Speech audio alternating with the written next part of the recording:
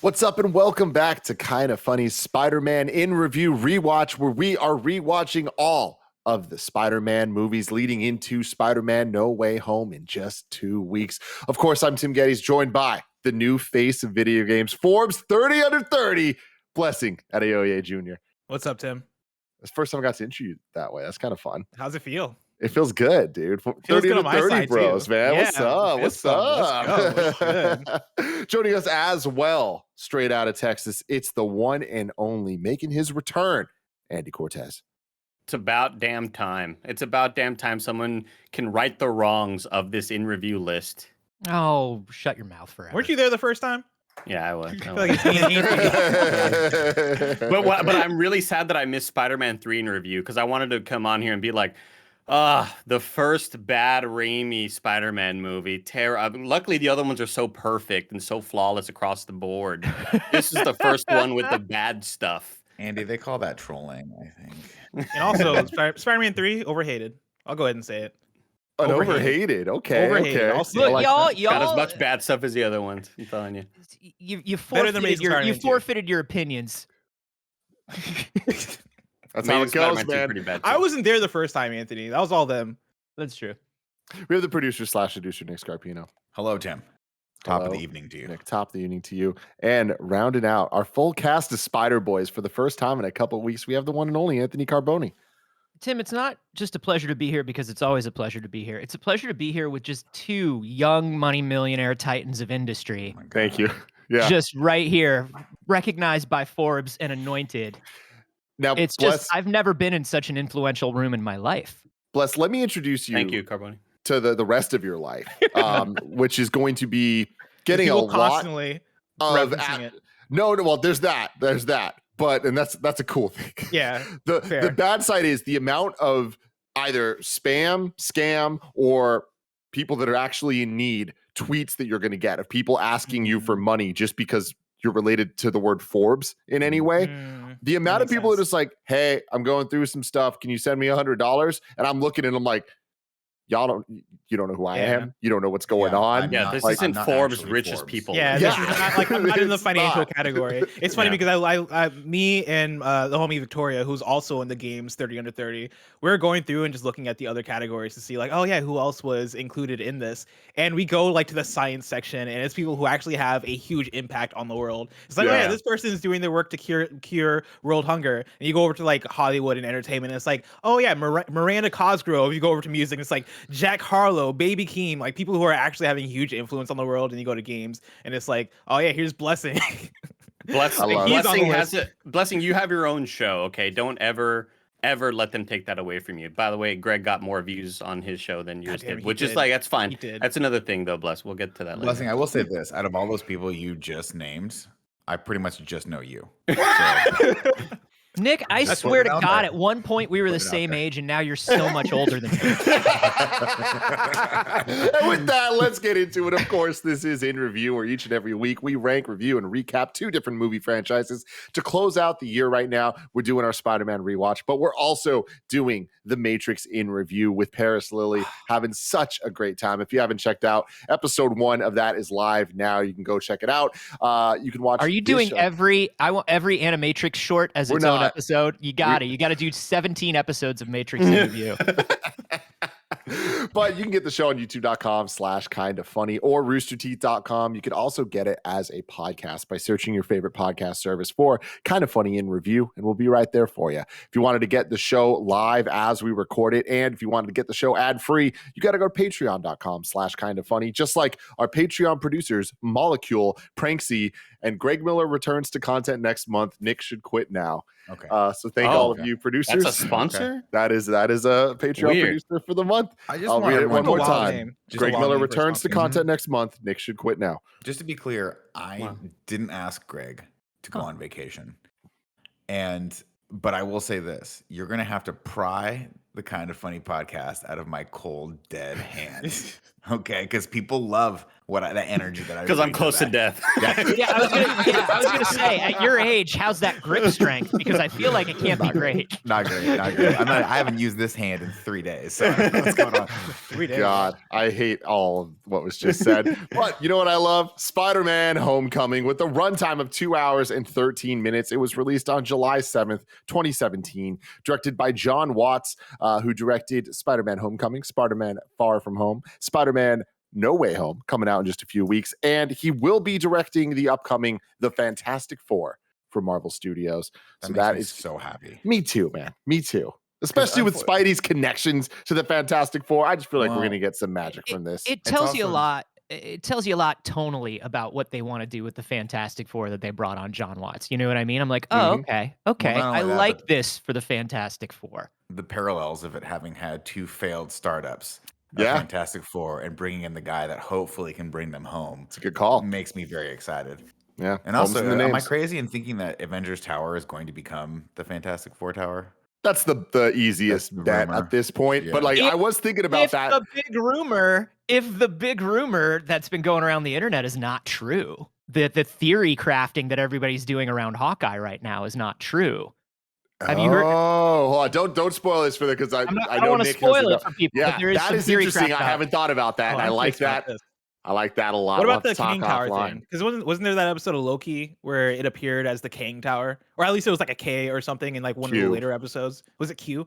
Yeah, it was Kang spelled with a Q. That's was a just an QAnon all-time tower. high. Oh, yes. Yes. Jesus. It was our Wow. real future.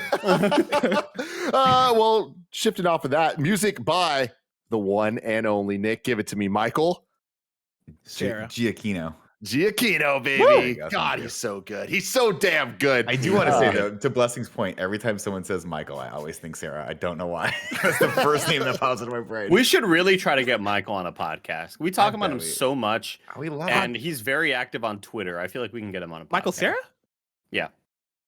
No, 'Cause Michael. I would be Giacchino. starstruck. I would be Michael Giacchino. starstruck if we can get Michael Sarah on That'd a be podcast. so fun. It would be just a podcast of just two nervous people the whole time.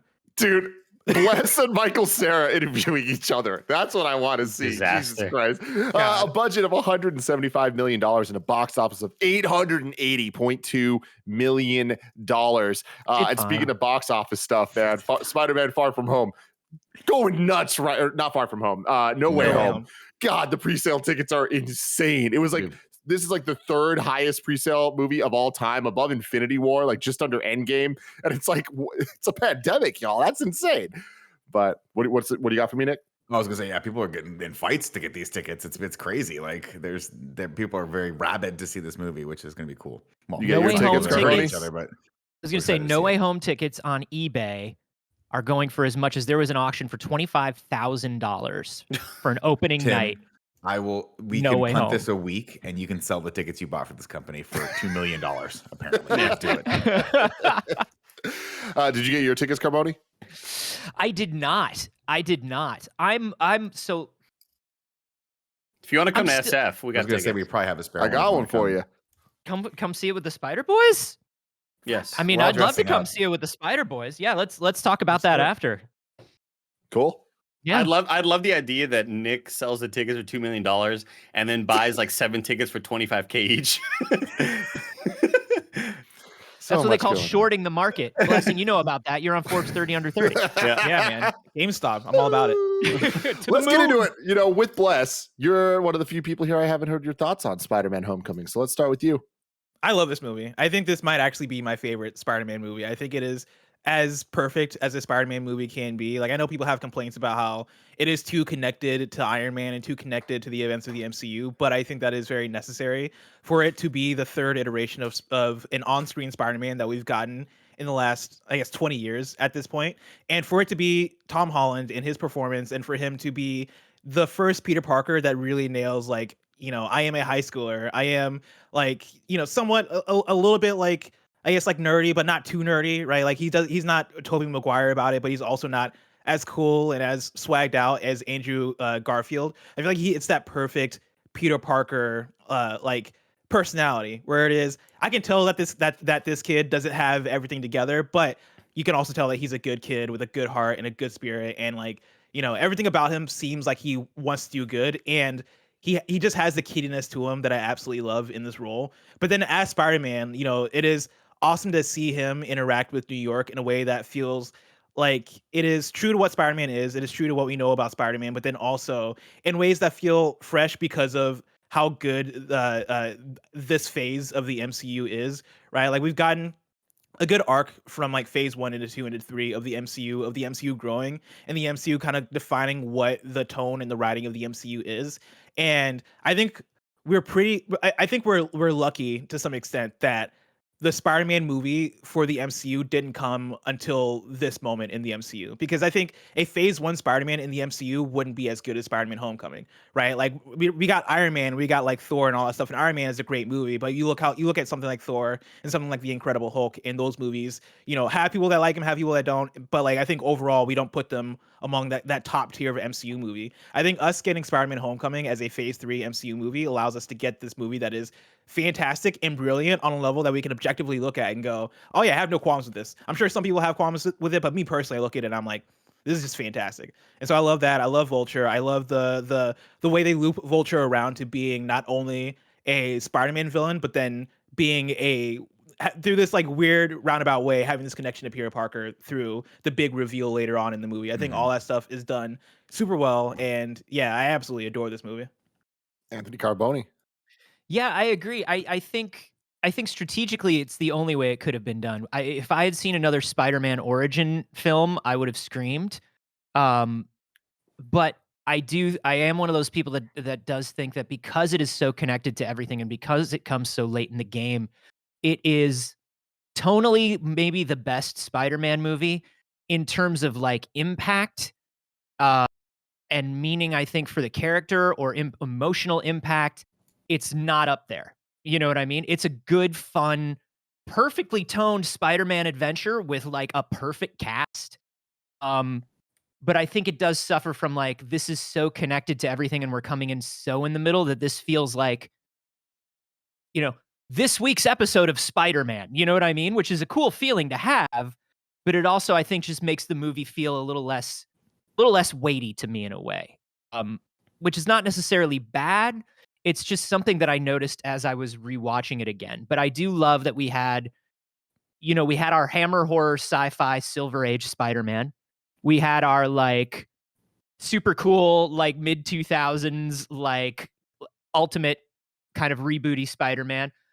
I love that we are getting a director that really understands, like, he wanted to make a teen movie Spider-Man. Spider-Man is like, this is a teen comedy, but it's also like, it's a coming of age teenage story, and we should direct it and it should be stylistically that way. And that's what I think the brilliance of this movie is. But because it does everything up to showing the Ferris Bueller scene while the Ferris Bueller montage is going on, it does feel a little more teen comedy and a little lighter. And so I sort of miss a little bit. I hate to use the word stakes, but I sort of feel that way. You know what I mean? Stakes is such a shitty word, but I wish he had gotten maybe a bigger, more bombastic movie of his own for the first one.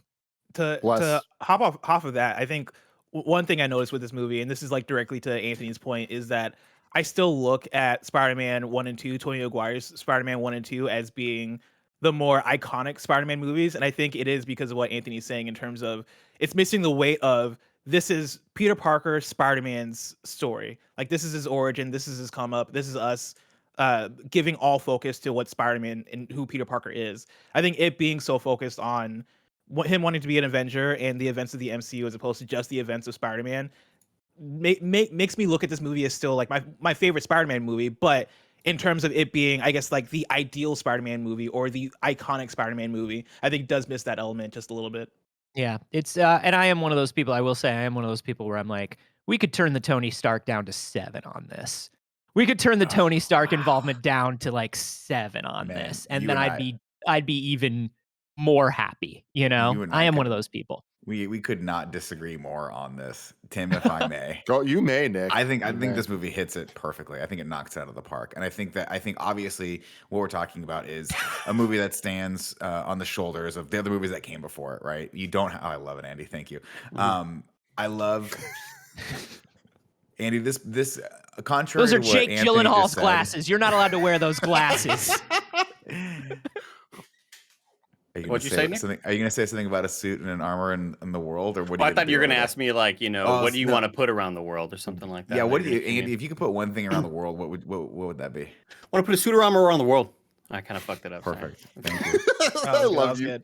Andy Litter and I were going to do a video for Aunt May.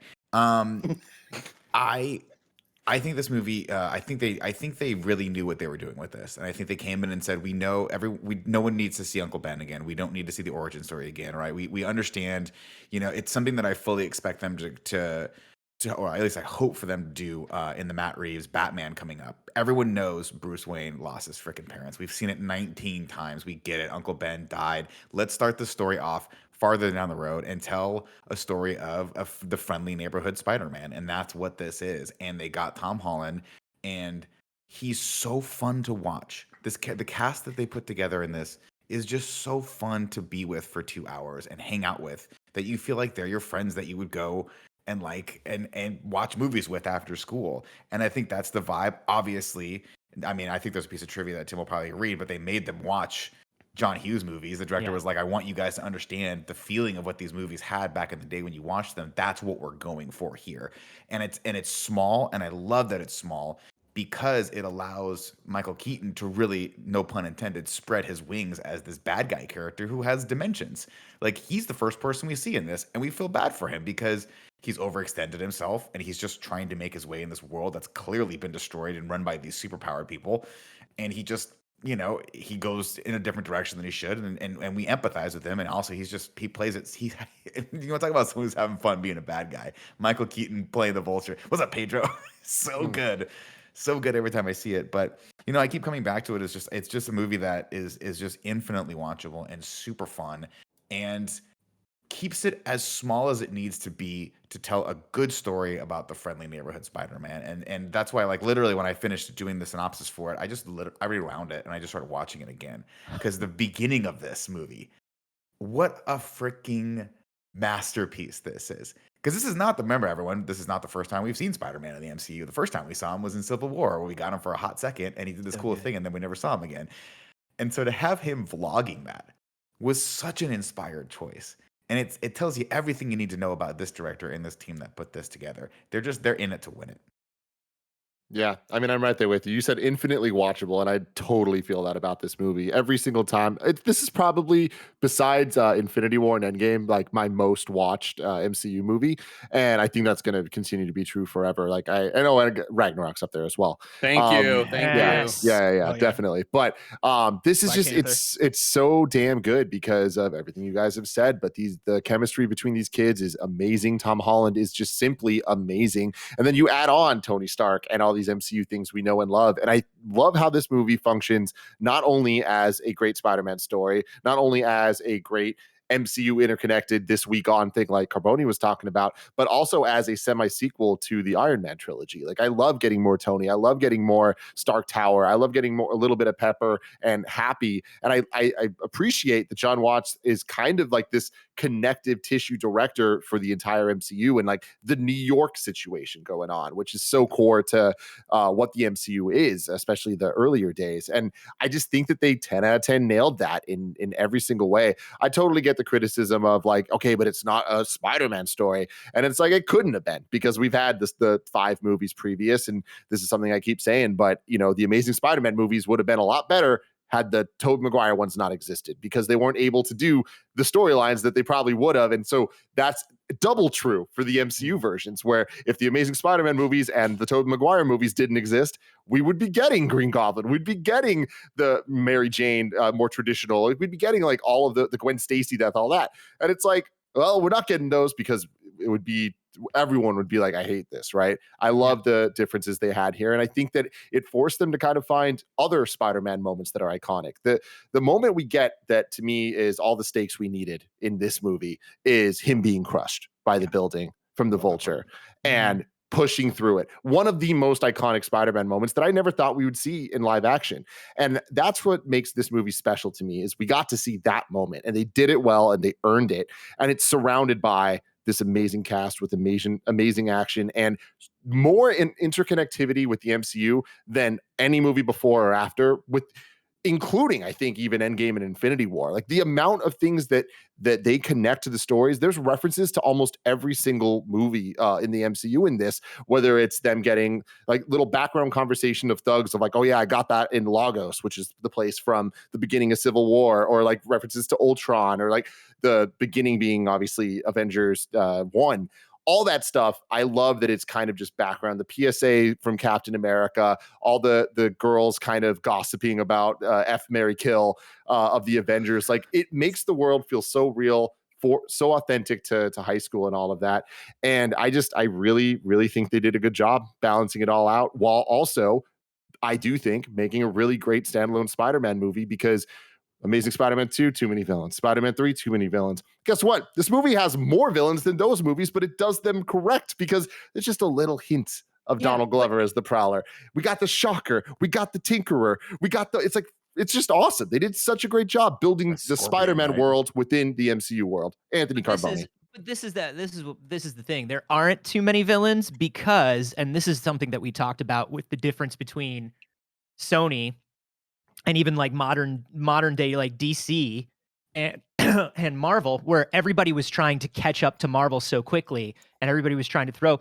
This is like very perfect Marvel playbook of like, they're not really villains yet. Matt Gargan is not a villain yet.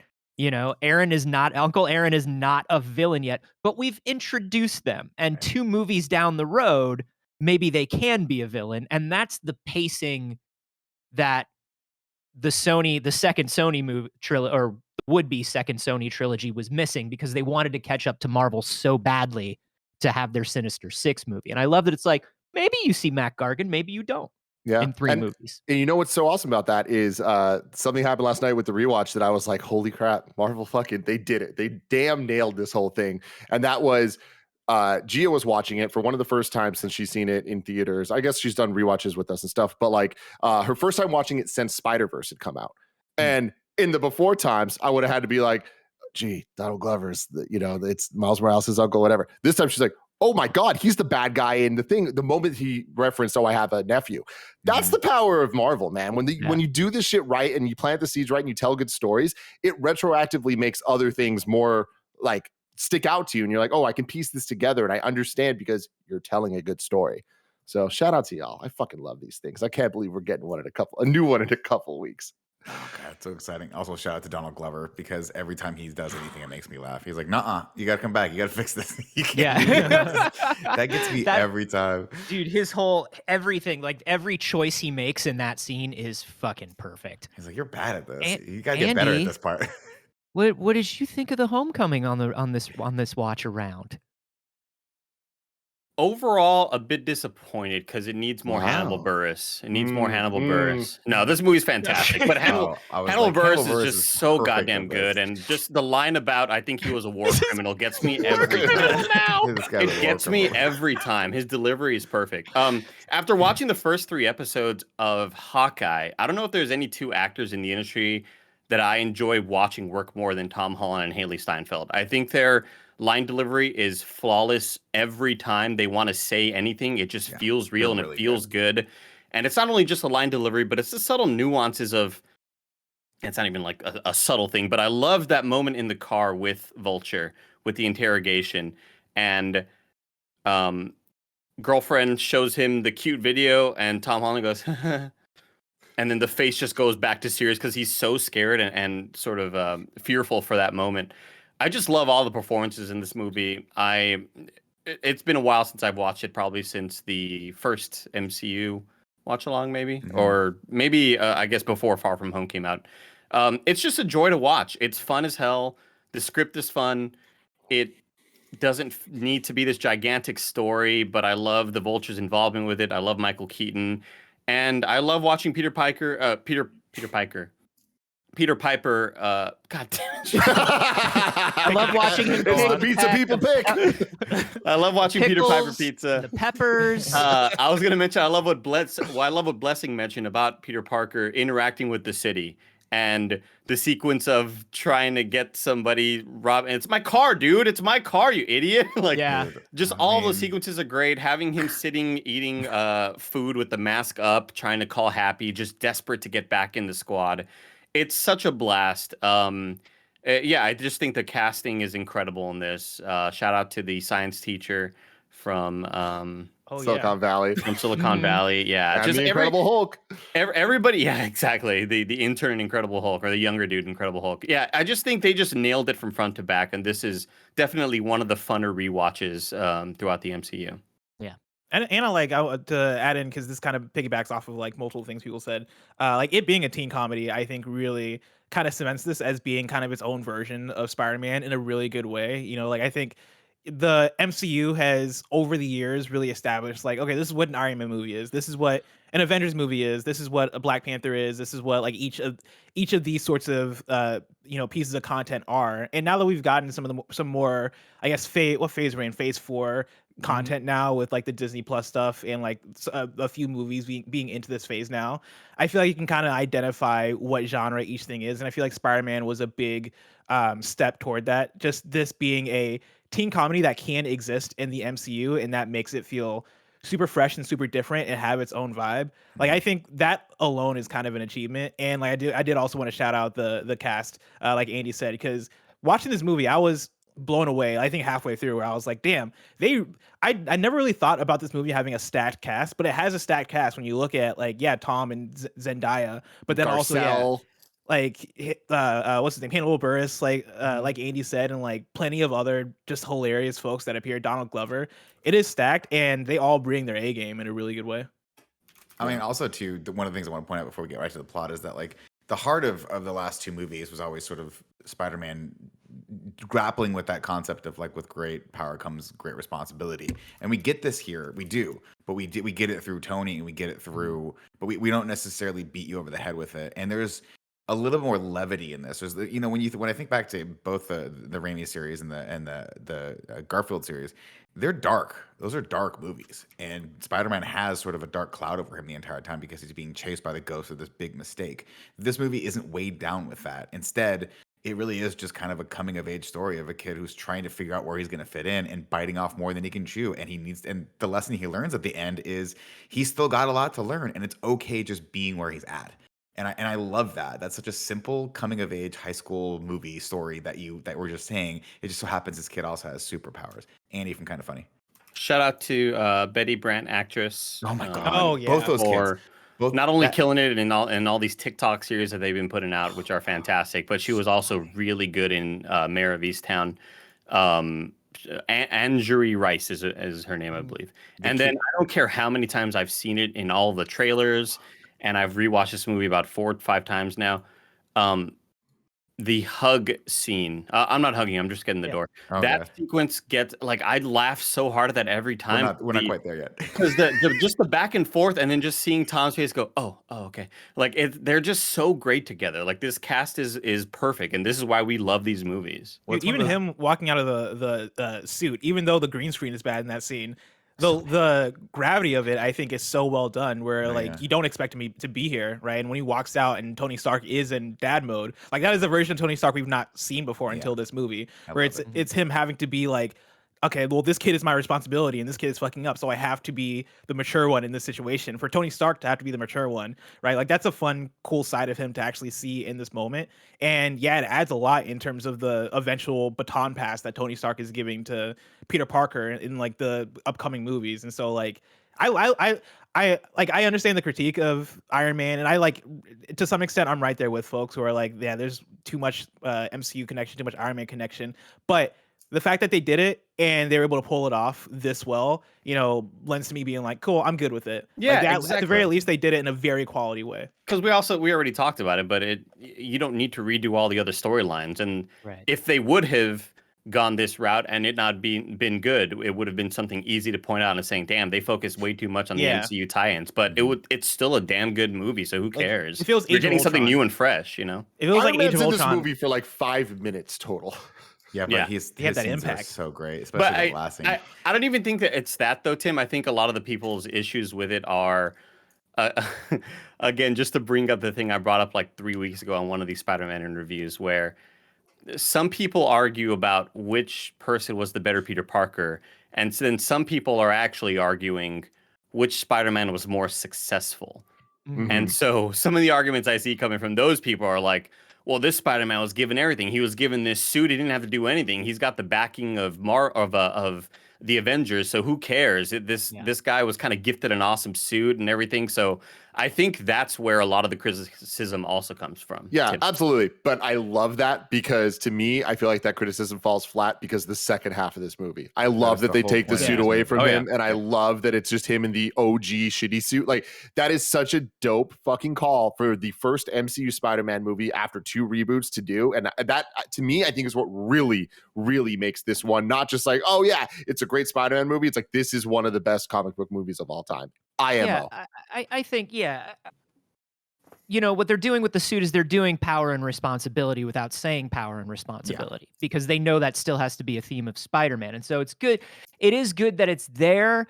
It's just a weird and new and interesting way for Spider-Man to learn that. And it's crazy that it's so connected to Tony Stark. And so I think even though he's only there for 5 minutes, I think when people are expressing that they have a problem with the amount of Tony Stark, I think they are Spider-Man fans who are like, well, is Tony Stark half of Peter Parker's origin now? Because that feels weird and new. And we'll talk more about it as we get into the plot, but I think that's kind of what feels unbalanced for those people. I also think there's the thing of him constantly referencing Tony Stark and like talking about the Stark internship and like talking about wanting to be an Avenger. Like, even though Tony Stark's actually in the movie for like 5 minutes, the DNA of the MCU and Tony Stark and the Avengers, I feel like, is there throughout. Yes. So it's easy to make that string connection. But I think that's important though, right? Because, like, you know, the main theme of this movie is the thing that we just said, right? Which is the line that Tony talks about, which is, if you're nothing without this suit, then you don't deserve it.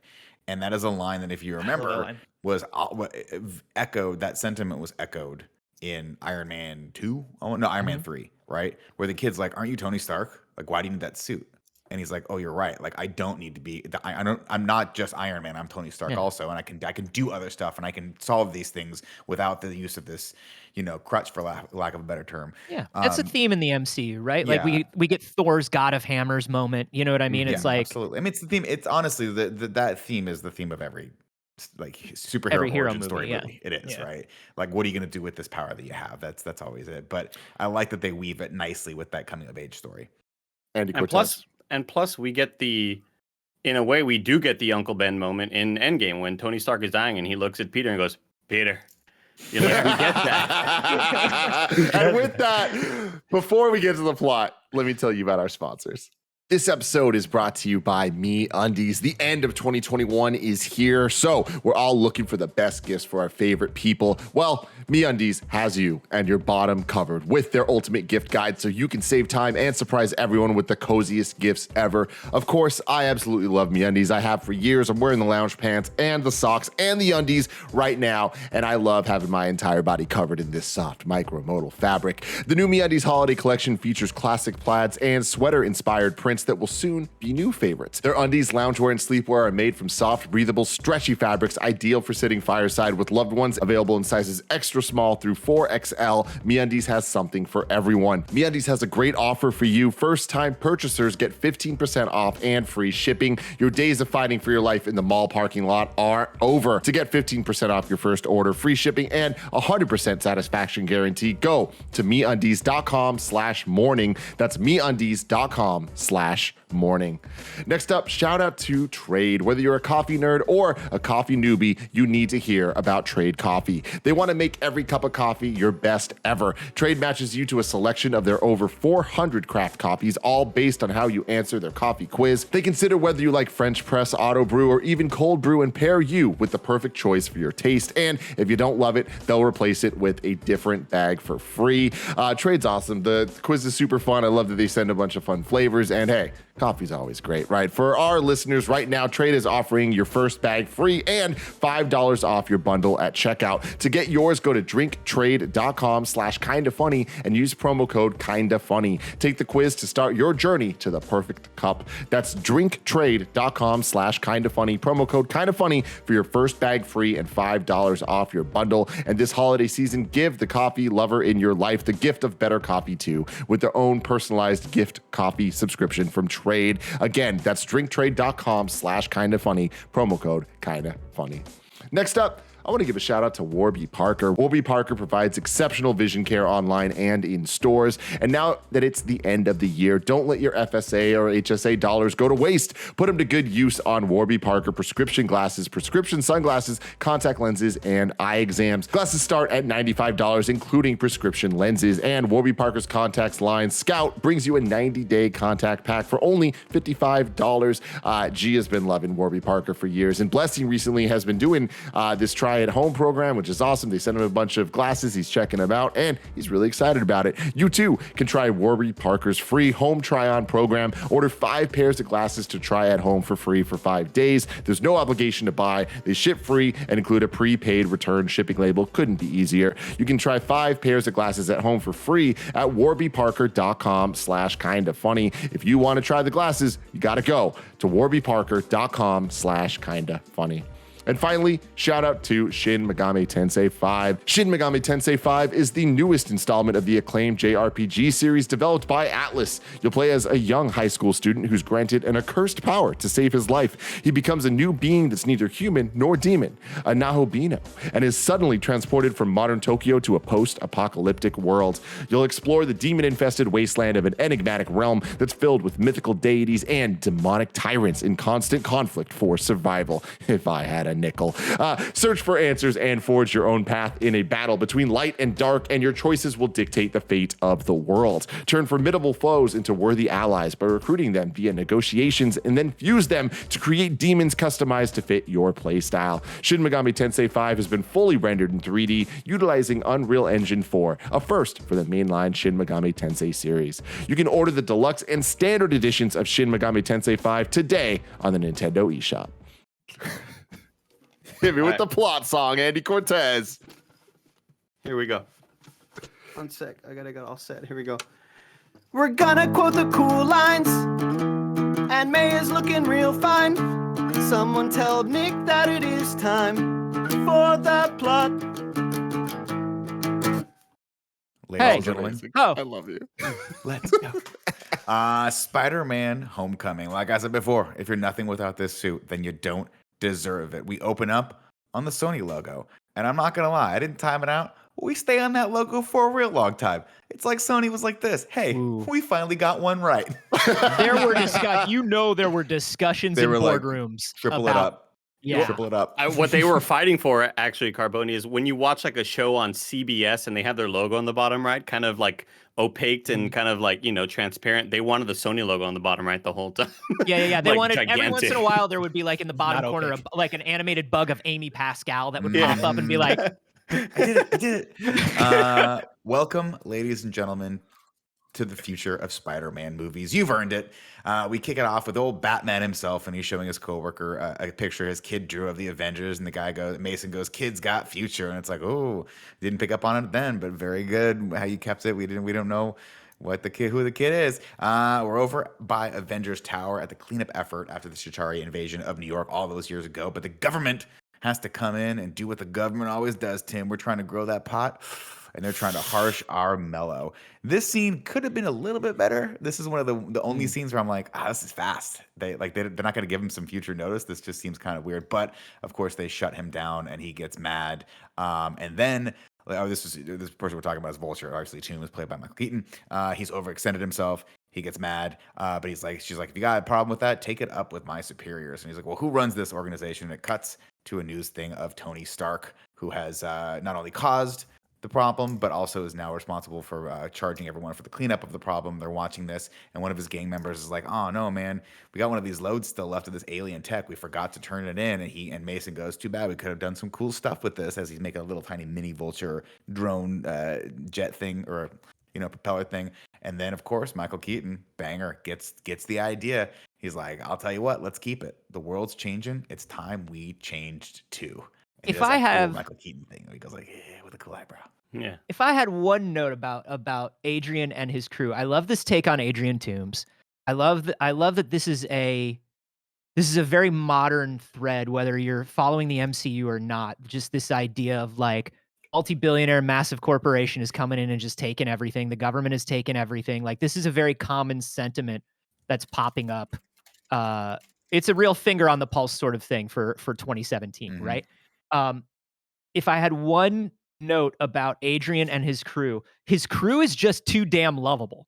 They're nice I guys. love They're it. just dude. They're good guys. adorable. Like Adrian is a villain, but at the same time, I'm just like, I look at love his that, wacky though. buddies. I love this. I'd love to go Because- drinking with the Vulture crew. I think it's But- only the Tinkerer who's lovely. Like I think the homeboy who gets disintegrated. Shocker one. Shocker one. Shocker Shocker 2 one. is Shocker 2 is pretty chill. Shocker 1 is not chill. Shocker 2 fantastic in Fargo if you Oh, But- Hakeem never watched the TV show. Woodbine has He's been so good. fantastic in everything his He's entire so life. good. What I Yeah. like about it though is that these aren't criminals. This is not a Mhm. gang of criminals that were put together to be criminals, right? These aren't hardened people who got together to do crime. This was a crew of like honest to God blue collar workers who just got screwed over by the government and they're They just trying to happen figure to out what do to do next. Well, Yeah. I think because of that, I just wish they all had a moment where they were like, ooh, did we go too far? Have we gone too far here? And we never have that moment from them.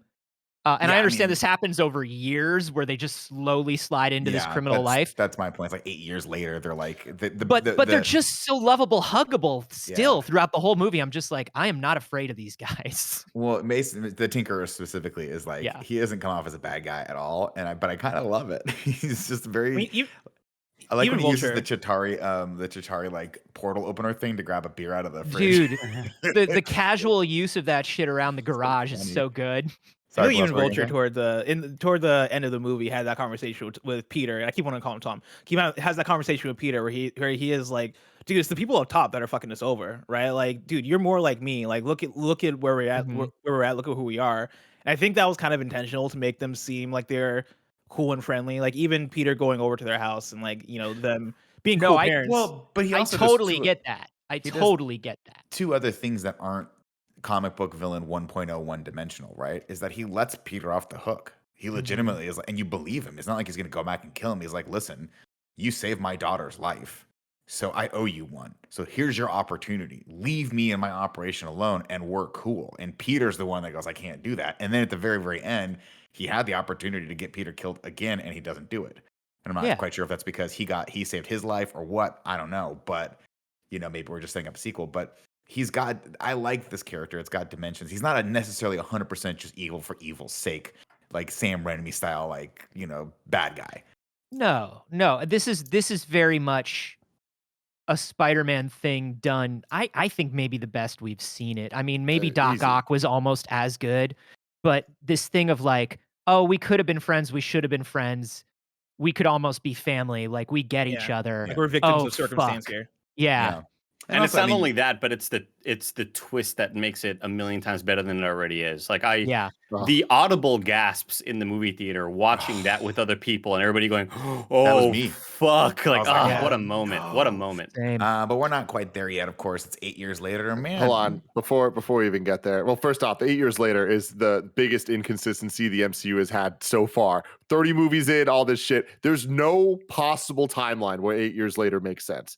Because 8 years after 2012 is 2020. Infinity War takes place, no matter how you shake it, in either 2018, 2016, somewhere around there. It doesn't add up. There's no way it's been 8 years. We just digress. re-upload it, Marvel. What are you That's doing? what I'm Put a new- saying. When it comes to Disney Plus eventually, I hope they fix it because it's such a weird, glaring issue, and they put the big 8 years later on the screen. It's like I think they No wonder why they DC had fans to hate do Marvel. that though, because I think there was like they have the age of the kids properly, Like he's got this picture from this kid that's like clearly a 2-year-old drawing, and they're like, or maybe I don't know, maybe a 7-year-old Make the drawing. drawing They better. need to figure out how to get that Talented kid kid. to The be. drawing Hey, slightly hey. better. Liz Allen is just not, the visual arts are not her thing, okay? It's fine. Fair enough. But either way, this Marvel Studios intro hits, and it is the OG Spider-Man theme, but with the most bombastic Michael Giacchino score I have ever heard. And I teared up when I first saw That's this. not I think yet. I've teared up Oh, it's not? That's not yet. No, 8 years later, and they've got a little operation going. And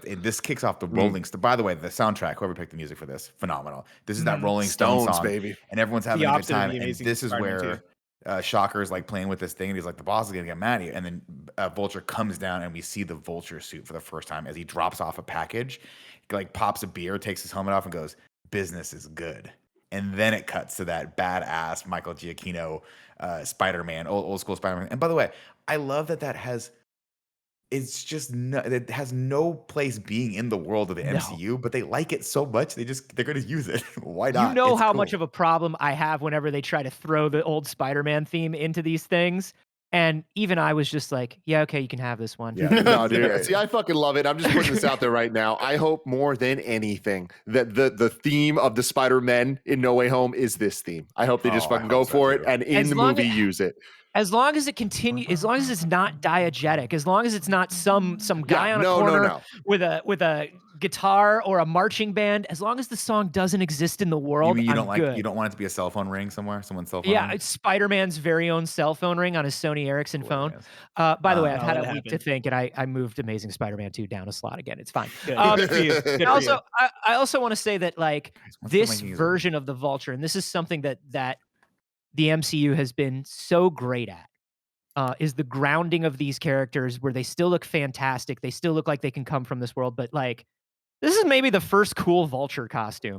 Oh yeah, dude. Where it's like we don't talk about it, but like we get the feeling that maybe Adrian has like a military history or a pilot history because he's wearing the bomber jacket with the shearling instead of like the actual Vulture neck ruffle. Yeah, you know, so cool. And Michael Keaton is just such a good green eyes for this role because like as I was loading up the movie, I had the split second of asking myself, who's the villain? Like I know Michael Keaton plays the villain, but who's the villain in this movie? It took me a full 10 seconds to remember that it was the Vulture. Yeah, and like that is how dope that is how much Michael Keaton stands out in his own performance that I forgot like what his shtick was. Like I saw the wings and I was like, oh yeah, like he's the fucking Vulture. That's sick. But also, don't forget, like we've always seen Michael Keaton as the Batman and Birdman. So this being the third iteration is just such a fun little funny joke for them. Yeah, I was just gonna say, like this is masterful casting because they know what we think of Michael Keaton. They know we believe Michael Keaton is. You know what I mean? Like if you're old enough to like understand all the references that are being put into this movie, then you think Michael Keaton. You think like, oh, like Mr. Mom, like all of these like early rom-coms that he did, right? Multiplicity. And then you move on to Batman. And then you move on, like, you're just like, this is a guy that we love. We love Michael Keaton. And so it's perfect. There is a line later, I think I don't know if Tim has this or not. It's probably, you didn't write it down probably because it's not very important to you, but there is a moment later where he offers Peter something to drink and it's straight out of Mr. Mom. Yeah. That's hilarious. It's the actual line he said in Mr. Mom, which is funny, little Easter egg. Anyway, we cut over to it, and again, I think one of the best parts of this movie is the very beginning. A film by Peter Parker. What a great way to start this. He's like, that's where you're gonna sit your first time in a private plane. We get this moment where Happy's driving in a balloon. He has nowhere he was going, and he's like, should I pee before I get on the plane? He's like, it's got a bathroom. He's like, what's your first time on a private plane? He's like, I've never been on a plane, period, before. And then he's messing with Happy, and he's doing all these things. And this is where you get a sense that Tom Holland himself, not Peter Parker, but Tom Holland himself, is just excited to be Spider-Man. And that is why it's so... And Tim, you mentioned Haley Steinfeld earlier. She has that same vibe. Or Andy did, sorry. Where she has that same vibe where you can just tell she's actually excited to play these characters and have fun and dig into these roles. And we're going to see them interact one day. We are going to see them interact. Oh my God. And Nick, the best part is of all of this that I just love the enthusiasm and the sort of reaction from Tom Holland is going, what, my room keeps going? That's what I was going to ask. All of it. Everybody go around right now. We just got Andy's. Everybody go around right now. And what is your favorite one-liner from Peter Parker's home movie? Mine is, he's big now, I gotta go. Oh, dude, that's so fucking good. Blessing, what's yours? I don't know the exact line, but it was probably when he's in the hotel room and Happy shows him that there's another room in the hotel room, and he's like, "There's another. Wait, there's a room." Yeah, it keeps going. Yeah, it keeps going. Yeah, mine's not a line. It's just like Andy was saying. Like Tom Holland is so good at just personifying this Peter Parker Spider-Man character that when Happy's knocking on the door and he like flips over the bed, it's just so effortless, and it's just it's such a perfect Spider-Man moment of just the size of his frame flipping the way it does is just like perfect. Yeah, I'll give a shout out to Jon Favreau as well here, because I did write that line down. His line is my favorite, where Peter just sits right next to him because he doesn't know what else to do, and he's like, "That's where we're gonna sit. Your first time on a private plane." He's like, "Oh, okay." And I love that the next cut is Happy walking to the back and sitting in a back seat instead. Of course, we get the iconic scene at the airport in Berlin where he goes under ruse, and we see him put the camera, oh, gotta go, and then he flips over, and you see him just kind of off in the background and stealing Captain America's shield, and then he talks about having stolen Captain America's shield and how awesome it was when we cut back to the hotel room, and we finally catch back up to current day, where Tony is, I'm sorry, not current day, this is still 2 months ago. Tony is driving him back. Happy's driving and Tony's in the back seat, and he's telling him what's going on. He goes, "We should make an alibi video." He's like, "Oh, you're Happy's like, I told him to stop doing that. I'm gonna delete the video when he's done." And he's like, "Oh, actually, it's a good idea. We should make an alibi video for your Aunt May." And then he says, "Hey May, how are you doing? What are you wearing? Something skimpy, I hope." Okay, that's inappropriate. Delete that. You can edit that. Hot Aunt May, and I knew coming into this, I was like, Nick Scarpino's favorite bits in this movie are going to be Hot Aunt May. It's going to be everybody just commenting on Hot Aunt May is going to be his favorite moments. I knew it, and it's okay, you pervert, because it's also funny. It's really good. It's a good twist on Aunt May. It's just so funny. It's just, and ironically, she's the most Aunt May-like person we could possibly get. Not in terms of like what the character is to people. Like the character to people is an old ass woman. I get that. But like this is actually an aunt to this child. Like it makes sense. Her like being with him, kind of like dancing with him, getting him all dressed. Her not knowing how to put on a tie either, but watching the YouTube video.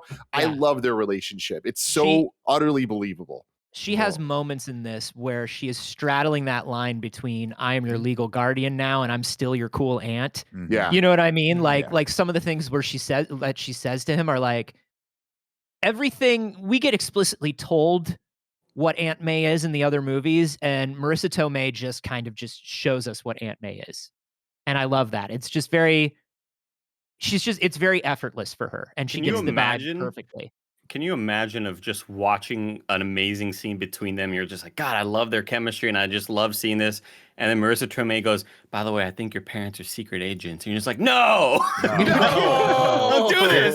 Here are your dad's glasses. No, here's some Subway tokens. No, of course, we're still in the vlog sphere here until Tony tells Peter that he can keep the suit, and then bang, we cut into the real world. And Tony's like, "Listen, let me give you some advice. Don't do anything I would do, and definitely don't do anything I wouldn't do. There's a little gray area in there, and that's where you operate." And then Tony, of course, goes for the best part of the trailer, where he goes to open the door, and Peter thinks he's hugging him. That's not a hug. I'm just opening the door for you. We're not there yet. And then Tony tells him they're going to call him for his next mission. He's like, "Okay, when? I'll wait." Cut to 2 months later. And also, well, hold on. I just really want to point out another line that I love from Happy, and it's just such a small little characterization thing that you can tell likely wasn't in the script. But Tom Holland going, "No, I can take that up," and Happy going, "You can? Oh, okay, good." And looking at Tony like, "Fuck you for making me take the thing upstairs." Yeah.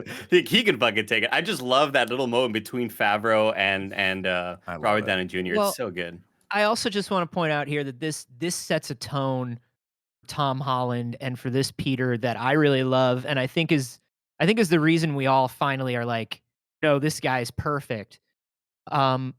Peter is very emotionally open. Peter is so emotionally open, and he's so like welcoming, and he's so ready for everyone to be his friend and he's so ready to be accepted. Unlike, I think, the Andrew Garfield or the Tobey Maguire that are very much like, nobody's ever gonna like me, and I'm gonna keep to myself, and I'm gonna be a weird kid. You know what I mean? Like it's very much no. Peter likes people, and he wants to be loved, and he wants to help. And he has friends. Like that's the thing, man. This movie focuses on Peter having friends, and they're nerd friends, but they're friends. And I love that because this high school is probably the most believable group of people in a high school I've ever seen in a movie ever. I love how diverse it is. I love how real it all feels. The little kid that gets 2 lines, the one time about like, "Oh, I'm just playing chess." And then you see him later when he's in the bathroom. He doesn't even have a line in that bathroom. And he steals the show, dude. It is so fucking funny. But then you compare that to the friendship that any Peter we've seen so far has had with Harry. Either iteration. It's like not believable at all. It's really freaking awkward and weird. Here it's like him and Ned alone is just like, yeah, y'all are some of the most believable best friends I've ever seen on camera. And every time Ned is like, I want to tell somebody you're Spider-Man, and Peter's like, no, don't do that. Like, that is so fucking good. I love that whole exchange. Yeah, and I assume that the four of you are very cool and have always been very cool. I would never say anything otherwise. I was a pretty nerdy kid growing up. I was a nerd. But like this gets the thing of being a nerd correct in that you don't feel bad about being a nerd throughout the day at all until somebody goes and makes you feel bad. And most of the time, people don't. It's just you're cool and your friend is cool and you're having a good time and you're talking about the Death Star and then somebody laughs or somebody calls you a name and you remember that you're a nerd for it lingers. Right? Like it lingers for a little bit during the day, but you're like, oh man, that sucks. I forgot that I suck. You know? That's kind of the vibe that Peter and Ned have in this movie, and I love it. Like they have friends, they have a life. They're not pretty chill, except for what's his name, Flash. Like Flash is like the one person that reminds them that they're nerds. But he's a loser too. Is a nerd. Flash and is that's what's so great about this is the concept of being a nerd, which I think is kind of a meta commentary. Obviously, we all know we're all still nerds, right? We're joking around. It's not like we're all cool. We love being nerds. We love all the stuff that we get. We're talking about a Marvel movie right now, and spoilers, it's going to go for way longer than it should. This is the one, baby. We love this one. But what I like about it is they had to put an antagonist in there, right? They had to put someone that's going to get Peter's goat. And who did they do? They got Flash, but Flash isn't a football player. He's the second in the debate squad. He's the alternate in the debate squad. That's hilarious. And of course, as he walks in, Peter walks into school. Flash calls him Penis Parker. Yeah, which I is love such that. a He's stupid just kid thing to do. He's just rich and he's a jerk. And I'm just like, yes, this is the bad guy. I also just want to say, when Peter was on the train here before he walked into school, this is the first Spider-Man movie that's actually put Hasidic Jews on the train from Queens. And I just want to say, fuck yeah, thank you. That's actually representative. There wasn't a single Hasidic Jew in 5 previous Spider-Man movies in all of New York.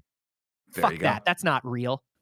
We also, as he walks into school, we get introduced to, something I hope we can have in the new studio, which is Betty Brant and Jason doing the terrible morning announcement show that I have to imagine is exactly like the one Tim does every morning for Gia. Oh yeah, I have to imagine she wakes up to that. What a great touch! I love this so much. It grounds it. It makes it feel real. It kind of reminds me of when Greg's on Kind of Funny Games Daily, right? Where it's just like, God, this guy just does not know what he's doing. Let blessing host. Ned, of course, got the Lego Death Star. 30 under 30. And Betty Brant being in high school with Peter, by the way, is a huge change and a huge, this is a huge thing that has never happened in a Spider-Man, I don't think, ever. Even Ultimate. Like, Betty Brant's not there. Historically, Betty Brant is a high school dropout who went to work for J. Jonah Jameson, almost immediately as a teenager and has had a miserable, horrible life. She was just another girl for Peter Parker to save one day. Also, Ned Leeds is not really Ned here. He's kind of Ned and Ganke and Harry put together, because Ned Leeds is like a really miserable, alcoholic, angry reporter as well. So taking these characters and lightening them up, and also doing this weird, almost almost that Saturday morning cartoon thing where they take all the people, like an X-Men Academy, and they're all in high school now. It sort of does that. And you're like, oh, okay, cool. Yeah. Everybody's a Muppet baby. Yeah, Gotham High. Everyone's a Muppet baby. Everyone's one of the new Archies, and it's fine. I like this for Betty Brant and Ned Leeds. I like that they don't have to have these sad futures. And it just the moment you see that as a Spider-Man fan, when Peter's walking into school, you're like, this is a very different Spider-Man world, and everybody's pretty cool here, and I like this. And the fact that they're starting off as characters that can grow into that role. I know Betty Brant is going to be she's not going to be a high school dropout, but the fact that on TikTok they're doing the thing now where she does work for J. Jonah Jameson. Yeah, and opening that up. That was the thing that reminded me. She's a reporter. Yeah, and I forgot that Betty Brant was Betty Brant until I opened that TikTok, and I was like, "Fuck yeah, that's that character. This makes sense. Holy shit, I didn't think about that." That's a cool thing that they end up being able to do. Of course, Ned wants to build this amazing 3,000-piece Death Star, and I'm not going to lie, break out the weed cookies. Let's go. Uncle Nick and Kevin are in. Ned wants to build it that night, but Peter, of course, can't do it because he's got the Stark internship that he has to be available for, which is just him being Spider-Man and waiting on call for them to call him up for the Avengers, and everything's fine until he sees Liz, and he is just in love. and stops listening to Ned. And it's unfortunate because Ned had some very pertinent pieces of information to tell him, i.e., I'm coming over to your house tonight after I've built the skeleton of this thing so we can finish it. But Peter It's doesn't fun. quite catch that one part, which So is going to good. come back to bite him in the ass later. And then Peter, he's like, Peter does this cool thing where, again, you want to talk about the fun of this movie. Anthony, you're 16 years old. You're Spider-Man. Are you desperately, are you attentively paying attention to your biology or chemistry homework? Or are you counting the seconds until you get to go back out into the world and be Spider-Man? I love everything about this. I love that he's just like he can't we were all clock watchers in high school, but like we all had something that we were waiting to go do. He's got the coolest fucking thing in the world to On the wait planet. to go Yeah. do.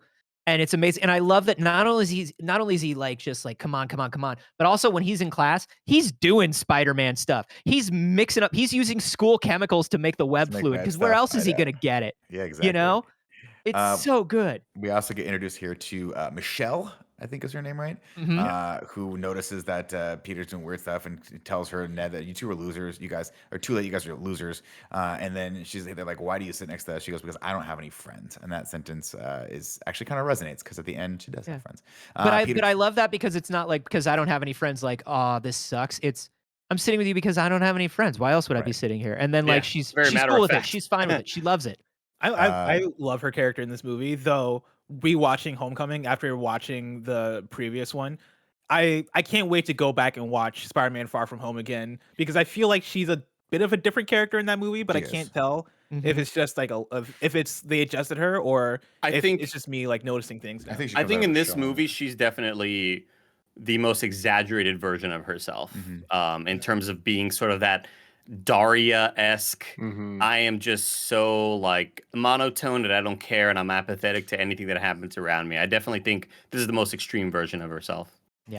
We get a scene here, a really funny scene here with the debate squad where Peter tries to back out of it, and Martin Starr, shout out to Martin Starr, who's his professor, good. is like, you can't just take a day off and all this stuff. And then MJ kind of points out like he's also quit science club and marching band or something like that. And she's like, I'm not obsessed with them or anything. I'm just very observant. And she's just a national treasure in the scene. Also, all the kids in here, you talk about a scene that could have been cringy. And the kid with the bell who's like dunking on people, and then Martin Starr is like, "What did I tell you about using the bell for comedic purposes?" All that stuff is honestly- just super fun and works. I honestly like because of this scene when they announced Far From Home, I was like, of course the debate club goes on a debate club on a debate trip. club trip. I have to see the road trip with these kids because Road they're trip movie. so good. Mhm. I also kind of, and I don't know if you all felt this way, I was like, I want Peter to tell the entire debate team. I want Peter. Tell everyone, man. I want Peter and this entire debate team, all these beautiful, like geeky kids that he hangs out with.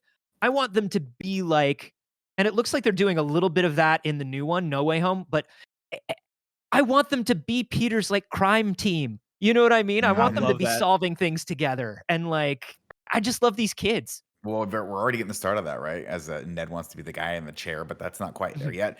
Peter heads after school to get a sandwich, and we're like, oh, that's funny. He's hungry. No, he's going to wait for that bad boy till after he's done crime fighting. But Mr. Del Mar talks in Spanish to one of his other coworkers about Peter's hot Italian aunt.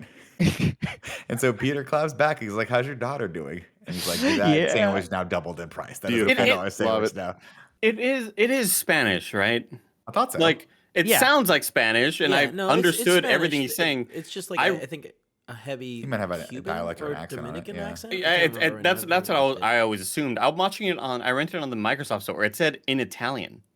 Yeah, I was no, like, they got no, that they wrong. messed That up. was Okay. not Yeah. Italian. Okay, But I yeah, will no, say, Italian. and another shout out to this movie getting New York in a way that the other ones didn't. Peter's got a favorite bodega and he's got Love a it. sandwich guy. and you got a bodega Here's cat the as well. cat. Whose name he knows. He knows the name of the cat, and I love that, right? And also that's going to come back to like, it's about the neighborhood, right? And Peter, of course, heads to the alleyway and changes, and he webs his backpack to a dumpster. And my first thought was, man, why would you do that? Someone could just steal that easily. Mm-hmm. And guess what? He's a dumb kid.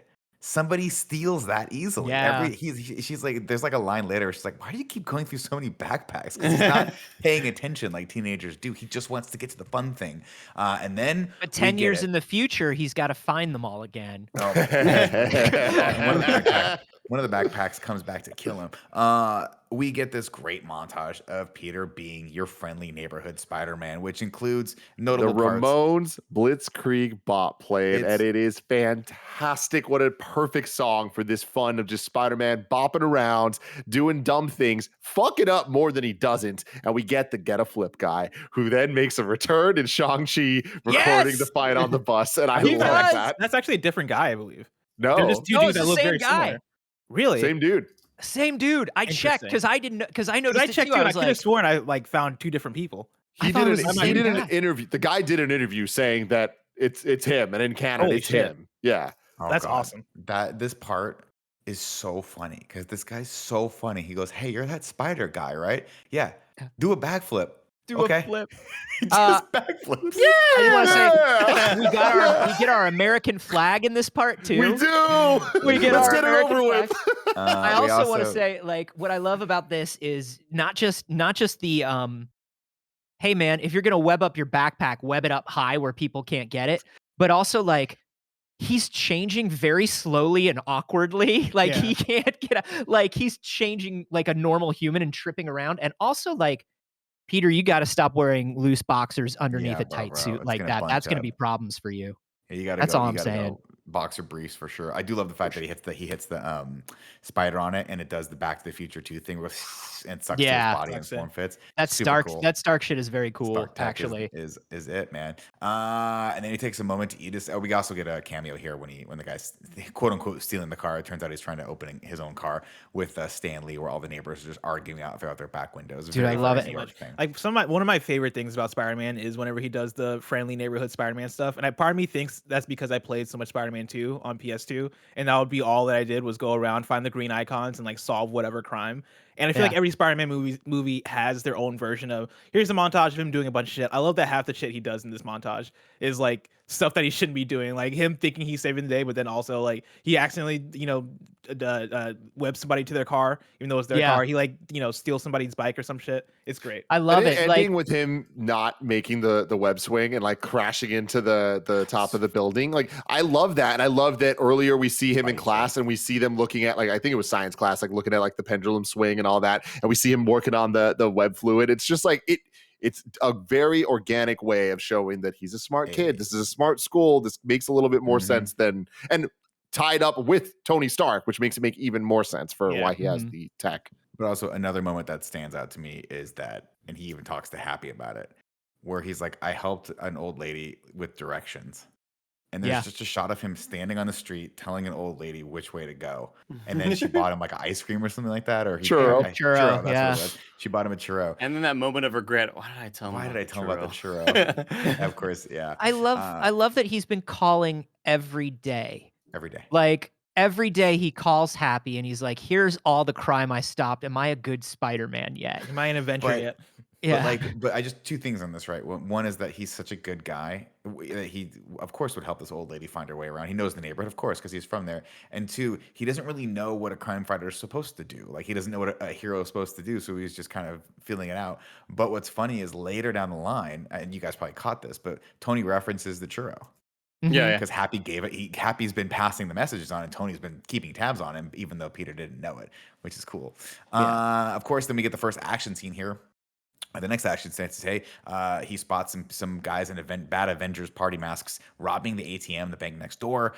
Goes in. I like all this stuff. He gets, of course, quickly in over his head as this tech can like elevate him and throw him around. And I it just goes love haywire and the blowing up. the intro of it. Of him walking in, they don't see him yet, and he's just like trying to get comfortable, trying to like, okay, what'll look cool, you know what I mean? Yeah. As he's standing, that's awesome. And then a fun little like Easter egg piece of dialogue is he goes, "Thor, Hulk, nice to meet you," because those are the two Avengers that he hadn't met yet because they Right. weren't part of Civil War. Yeah. Yeah. Right. That's cool. This whole bit is, I mean, Garfield got the quippiness, right? Like we were like, no, this is good. This is Spider-Man being Spider-Man. But this movie has the balance of like, I'm quippy and I'm awkward at the same time.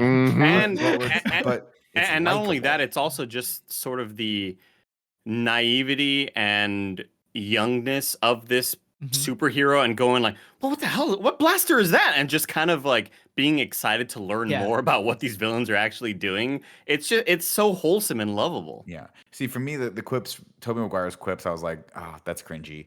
And Andrew Garfield's quips were just a little too sharp and a little too dickish. Yeah. Where you're like, he kind of comes off like a dick. These likable because it is a Yeah. kid that's just kind of innocent, like we're talking about, and it makes the jokes hit. But of course, everything goes haywire. The tech goes nuts because these guys don't really know how to use it, and they almost end up killing Mr. Del Mar, and they fry his shop. Peter tries to get a hold of Happy to tell him about the tech, but Happy doesn't have time for him. Man, it's moving day. Tony sold the tower. And it's time they're getting all the operations and moving them all to upstate New York. And you're like, oh man, that'd be cool if we get to see that facility, whatever that's going to be. We're gonna. Peter, of course, is bummed. And to make matters worse, he has lost his backpack. So he sneaks back in his room in his Spider-Man costume on the ceiling, quietly closes the door so Aunt May can't see him, and he drops to the ground. Of course, not noticing that Ned, per Ned's own saying, is sitting behind him with the skeleton of the Death Star. And as Peter turns around, he drops it. It's so good. The And he timing says, on this scene is so brilliant. "You're the Spider-Man from YouTube." Yeah. Perfect. And it's not only that, it is I think one of my favorite deliveries in this whole exchange is, I gotta tell something. This is the coolest thing that's ever happened to me. Yeah.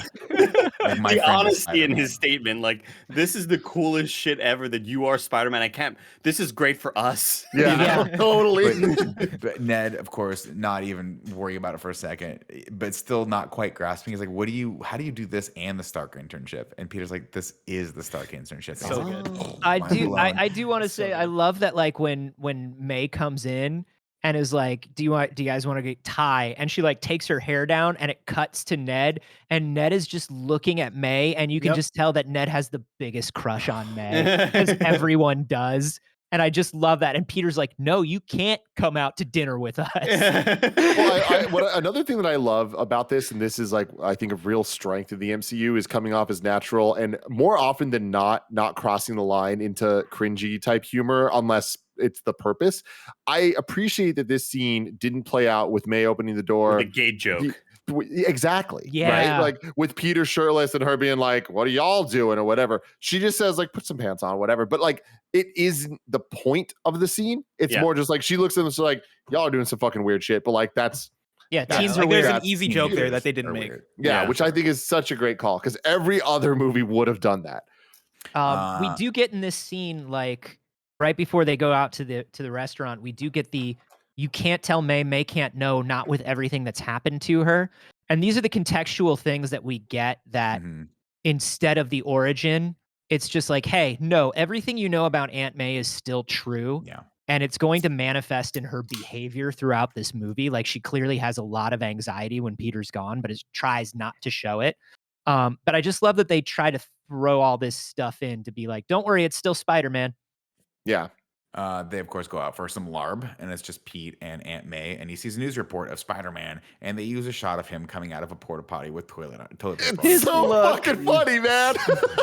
Look on his face. Fuck, man, Because I he's can't all like, get it. oh, they were saved by Spider-Man, and he almost gets this smile on his face, and then they show the porta potty, and he's just like, fuck. And then, of course, the waiter gives May some free food because he's trying to flirt with her, and she's just kind of Marissa Tomei in a perfect, innocent, but also like, this happens to me all the time, just has a great reaction to this, where she just kind of like brushes it off, and it's great. And then the next day, Ned does what all of us would do, like, right, he goes through all the stages of if your best friend was Spider-Man, and he's like, wait, what? How did this happen? And we come in mid conversation where he's like, well, the spider bite, yada yada yada. And Ned's like, what if it, like, can it bite me too? And he's like, no, Ned, the spider's dead. So Ned just immediately wants to be Spider-Man, of course. Yeah. But I like this as the way to. This is a fun and funny way to be like, set some parameters. Who is this Spider-Man? What are his powers in this like in this world? What's going on? How much do we get to know? It's fun to kind of learn that through Ned just being excited about it. Yeah. And of course, Ned, they come across Del Mar's where they see the kind of Peter's screw up. And that kind of gets real. So we see the consequences of him not taking the responsibility he should and doing the right job. And then they cut over to gym class, and we get a bang up cameo by Hannibal Buress and Captain America, which is he's doing a video for the fitness challenge. And these videos Fuck those videos. are genius. No, I mean the real ones, They're not the Captain America Oh ones. yeah, no, the real one sucked. But the Captain America one and the post-credit scene, how it's just a long joke building up to the post-credit scene, is so funny. It's great. all it's all the little elements that they, again, when they're figuring out where the jokes can be, and like, of course we have to have Captain America point the wrong way. That's So a perfect funny. little addition to have him go, "Your teacher here," and then on the left side of Hannibal Buress going, it's so he's funny. great. And then the line about the war criminal is, I think, the funniest line in MCU history. Like, It's so fucking I like good. it's the delivery, and it's such a Hannibal Buress joke Joke. just put in there. You can tell they were like, what do you want to say here? What do you think is funny? Like, I think this guy was a war criminal, whatever. Like, it's so good, man. Yeah, like this God. stuff is done so well that it almost feels like some like fan fiction levels of, oh yeah, what how would a high school be in the MCU? Like, what does that look like, right? What do the Avengers mean to these kids? Yeah. And yeah, the Captain America stuff I think speaks directly to that of like, oh yeah, like, you know, we've all, or maybe not all of us, but I feel like some of us have had those things where we're watching old VHS tapes because we had a substitute teacher or because they want to do like show us a thing in PE, and it's always this Yeah. this level of hokey. The President's Medal for Physical Fitness when I was in school walked was in. Arnold Schwarzenegger. That's cool. Wow. It was Arnold cool. That's Schwarzenegger would awesome. talk to you about getting the certification for physical fitness, and I would be sitting in the back, just like, I'm gonna do half a pull-up, Arnold. I'm sorry. You're gonna get half a pull-up out of me, my guy. Maybe they'll bring the chair over and I can do like 3/4. I want like a Bill Nye the Science Guy VHS tape like they did in school, but it's Tony Stark instead. Yes. That'd be my jam.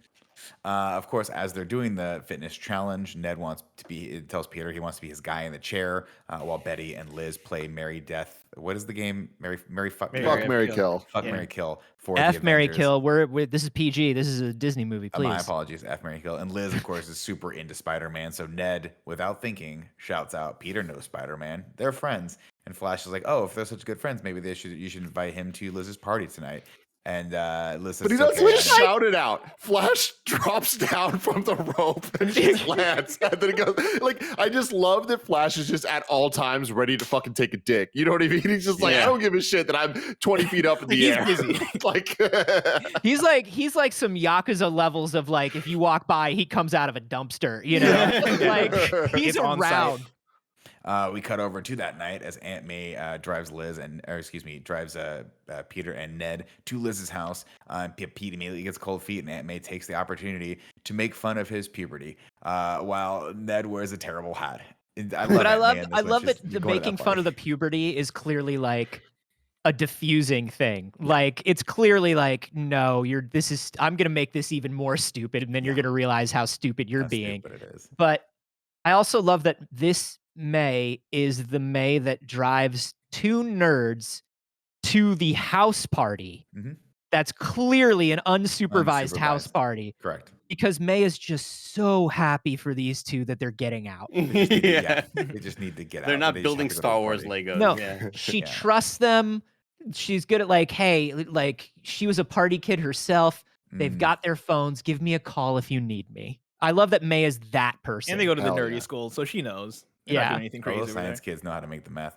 Of course, as they walk in to the party, MJ says, "Can't believe you guys are at this lame party." And Ned goes, "You're here too." And she goes, "Am I?"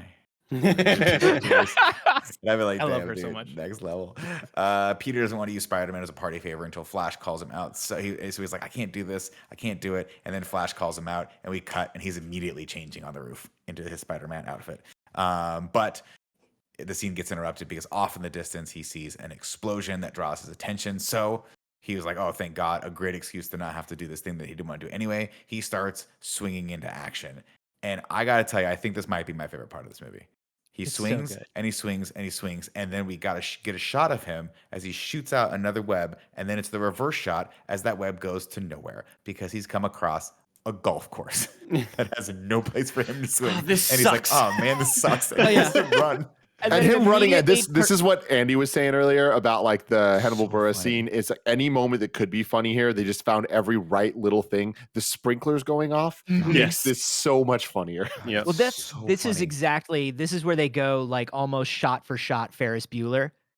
Oh, Which no, that's after. That's after. no, the that's scene where after he's this. chasing- Oh, okay, yeah, when because he's this chasing the guy. is because this is like either a Ferris Bueller gag or it's from a movie, like it's from an 80s teen movie. I forget which one, where like the dude is running and he's like trying to put his pants on and like the like stuff comes on. But it's good. I like it. It's I like the great. idea of just like there are no buildings around, dude. I like it a lot. It's beautiful, and I love how wide the whole shot is. And I'm reminded a lot watching the No Way Home trailer. There's one shot of him looking like he's swinging on like power lines, and it's a beautiful shot where we just get a small little Spider-Man swinging. I really like that it kind of feels, and he's going the opposite way. I feel like there's an intentional kind of like Parallel callback there. to parallel with the Yeah. moment, but we'll have to see in the movie. But I'm excited about it. Of course, when he gets over to the scene, he kind of stumbles through this, but we meet Donald Glover's character here, who's trying to buy some guns, but he just wanted normal guns. But Toombs and Schultz and the Shocker wanted to sell him this next level crazy tech shit. And he's like, dude, I just wanted a normal gun.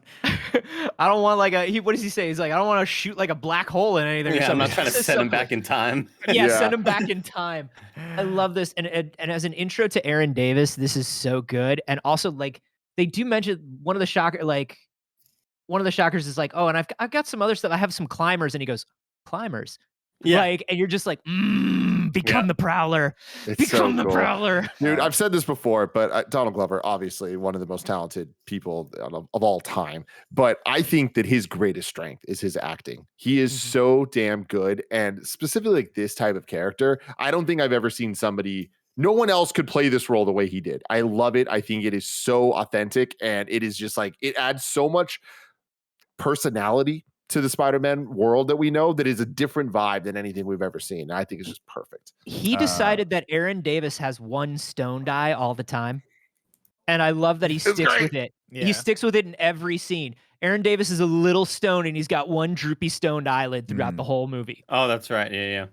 I thought you said stoned die. Yeah, me too. I was like, I'm sorry, that's too nerdy for me. I don't understand. Are we talking about D&D? a 20-sided Well, you die? see in Amazing Spider-Man 242. No. Okay. Of course, there's a great moment here where the guys draw a gun on him. They think Donald Glover's character, or Aaron, ratted him out. They're like, we're going to shoot you. He goes, if you're going to shoot someone, shoot me.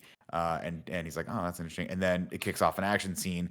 He has to skate around behind the van with his webs. He's kind of like skating. And then one of the pieces of tech falls out. Of course, he tumbles when I think the Vulture gets there. And then, sorry, I'm just going to read this verbatim. One of the pieces falls out. Spidey gives chase and completely destroys half of the tree houses and sheds in the neighborhood. And then this is where we get that banger of a Ferris Bueller's Day reference. And also, we just see the scene and people are watching the scene. So it's like, hey, it's one of those things where I was like, man, this looks, I'm thinking as a kid who's a huge fan of Ferris Bueller's Day Off, or a guy, I'm like, hey, this looks like the Ferris Bueller's Day Off part where he ran through those scenes. And then someone's watching Ferris Bueller's Day Off as if to say, yeah, Nick, you're right. You're right. Here's your music cue. The moment you're deciding whether you love it or you feel like they're ripping Ferris Bueller off and you want to know how you feel, they're like, this is how you feel. And you go, oh, okay, good. Cool. Of course, we do get a little bit of a reversal in that scene. So if you guys remember, there's that great part in Ferris Bueller's Day Off where he's running. He runs past the two women who are sitting there sunbathing, and he walks by and goes, hi, Ferris Bueller. And in this one, he runs past two little girls that are in a tent, and they scream at him. So it's kind of modern day take on what that would be.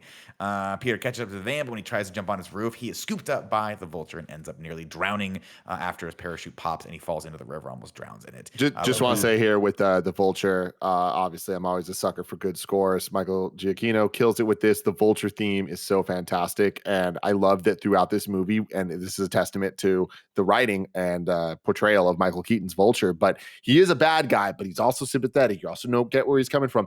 There are moments where his theme plays and it's like when they get like the big score, and it is like a positive. It's like almost like a hero theme, a hero version of it. But here it is not that at all. Here it is dark. It is scary as hell. These green light LED eyes just coming out of nowhere, scooping up Spider-Man with the talons. It's like, yo, this is scary as hell, and I love the music to back it up. I love how terrifying it is, and I love that it's basically like a flawless victory, like a Mortal Kombat style. Like Peter didn't get one touch on him. No. Like that's how dominant that this guy is as a villain. I like the parachute thing here. You have one parachute. You have not redeployed your parachute, and the idea that Spider-Man's never been high up before is something I really enjoy about this movie, and the way they keep calling back to it and being like, not only are you high up, but like the thing that we put in the suit to save you in case you're high up, You nearly You drowned forgot to yourself in realize- it, you yeah. idiot baby. Iron Man comes to save him, but it turns out it's not actually Iron Man. It's just an Iron Man suit of armor that's being remote controlled Storm around the world. by Tony, who I believe is just at an event in India. And I Yeah. want to give a shout out to the fact that he drives another badass R8 in this one, but this one's yellow. 'Cause why not? How many Iron Man suits, autonomous Iron Man suits, are out in the MCU Hundreds. at this point, do you think? Like, how often is it actually Tony Stark? When somebody sees Iron Man save somebody in the MCU, how many times do you think it's actually Tony Stark? I say one in 1,000 at this point in the MCU. It's kind Yeah. of terrible. Yeah, I feel like probably, I feel like the community would have a problem with that. Like there being an Iron Man suit in every major city of the world. I feel like I don't know. I would sign a petition and be like, "Hey, this feels like an infringement of some." Oh, kind." a lot of people are, but we see that a lot of people are anti-Iron Man throughout the entire MCU. Like, I wouldn't That's like true, it yeah. either, you know. But like, I'm just saying, when Iron Man saves the day at this point, I feel like it's very rarely Tony Stark. I mean, which Uh, was this post Iron Man 3 and Age of Ultron? Yeah. Yeah. Yeah, so I Um, guess that makes sense that like he's kind of out of the game, right? Because he kind of hung it up at the end of Iron Man 3, and then even Age of Ultron was him trying to hang it up once more. And so I think it makes sense that like at this point, yeah, probably most of them are autonomous. It's probably one in like a very few that he's actually being there. It's cool. The Uh, AI will save us all. We get Hell a yeah. moment here where he goes, "How did you find me?" He goes, "Well, there's a tracker in your suit, of course." And he's like, "You put a tracker in my suit?" He goes, "I also put that heater in your suit." He goes, "Oh, that's nice." But he says, and "I put then- everything in your suit." Right. And then he says, he's like, "Listen, I want you to stick to more low profile stuff. If you come across those weapons again, call Happy." On the walk back to the party, Peter spots a piece of the tech that had fallen out of the van, the Chitauri power cell. But Ned interrupts him to let him know not to bother coming back to the party because the entire party, led by Flash, is making fun of him. See. They're unfortunately still dorks. Vulture DJ heads. Flash? That's yeah. one of those moments. That's one of those moments. that I'm talking Flash. where, like, oh, right, we're nerds. Oh, Right. okay. It Mhm. feels And- bad for a little while, and then it doesn't. Yeah, I think it did. It was during the actual chasing, but I just love Ned calling and being like, "They hate the hat. Like this hat isn't working." On the walk, Vulture heads back to his lair, and he is pissed because his guys have gone off book here. Mason lets him know that the high altitude vacuum seal is ready in case he wants to go for the big one. But Schultz and Bryce, who was the original Shocker, come back for a earful. He fires Shocker and then threatens. But Shocker's like, "Well, what if I told your wife how you got all this money?" And Toombs is like, "You know what? You're absolutely right," and then melts him to ashes. And then he throws Brutal. he takes the tech. First off, he goes, "Damn, I thought that was the thing that levitated people." And then he looks over at Schultz and he throws the tech at him and he goes, "Now you're the Shocker now," or "You're the Shocker now," or something like that. That's Go out there and find that weapon you lost. see, now this is the thing that's wild is like, once again, it's all cool, fun times in the fucking garage after that happens. And I'm a little like not even like the Tinkerer is kind of like, oh, okay, no, that's the floating gun. Waka waka. And it's like, he just turned somebody into powder. Are we But listen, cool? Are we all it's- cool? It's like this. Nobody liked Bryce. Yeah. Right? Nobody If it likes was the- the other guy, I think maybe they would have been a They'd bit have more been up like, and "Oh, on. I Nobody like likes the Schultz, Tom but Hardy lookalike. Dude. Nobody likes that Sure, guy. but like, there are a lot of coworkers that I've had in the past that I don't like, and if somebody turned them into powder in front of me, it would still bug me out a little bit more than these guys were bugged out. That's all Fair I'm enough. saying. It's a I- very yeah. good point. 8 I years don't. later. I don't disagree with you there, Carboni, because I feel like I'll be right back. in most movies this would have set up the teammates sort of feel not only in fear, obviously, of Michael Keaton, but the teammates eventually will Yeah. turn on him to Like, be do we like, trust this Yeah. guy? yeah, this guy's our leader. Like, there's no way. Like, that's what other movies would have done. But in Yeah. this one, it's kind of more of a comic gag, and I don't love it. I love the brutalness of Michael Keaton as a bad guy doing this, and this cementing him as like I wish he didn't say, "Oh, damn, I thought that was the portal," or "I thought that was the anti-gravity gun." I wish that line wasn't there because it would have like cemented him as this person who's like still, "I'm ruthless now, dude." A lot of time has passed since 8 years ago, or Yeah. 6 or 5, however long it is. Tim, how long should it be, Tim? I mean, it's 5. inconsistent. It like there's a Three lot and of a half. problems with it. Technically, it would have been 2018 because it was the 5-year gap, and we're supposed to be in 2023 after that. 6. Got it. I And think Scarlet Witch is yeah, 30. Time doesn't make sense. Yeah. I do think that like something that I wanted to know about this scene is like, are we watching Adrian kill someone for the first time and it's on accident? He's very like he's very nonchalant about it. So I think maybe not. Like we get the idea that he has been killing people as the Vulture, and he has been killing people as an arms dealer.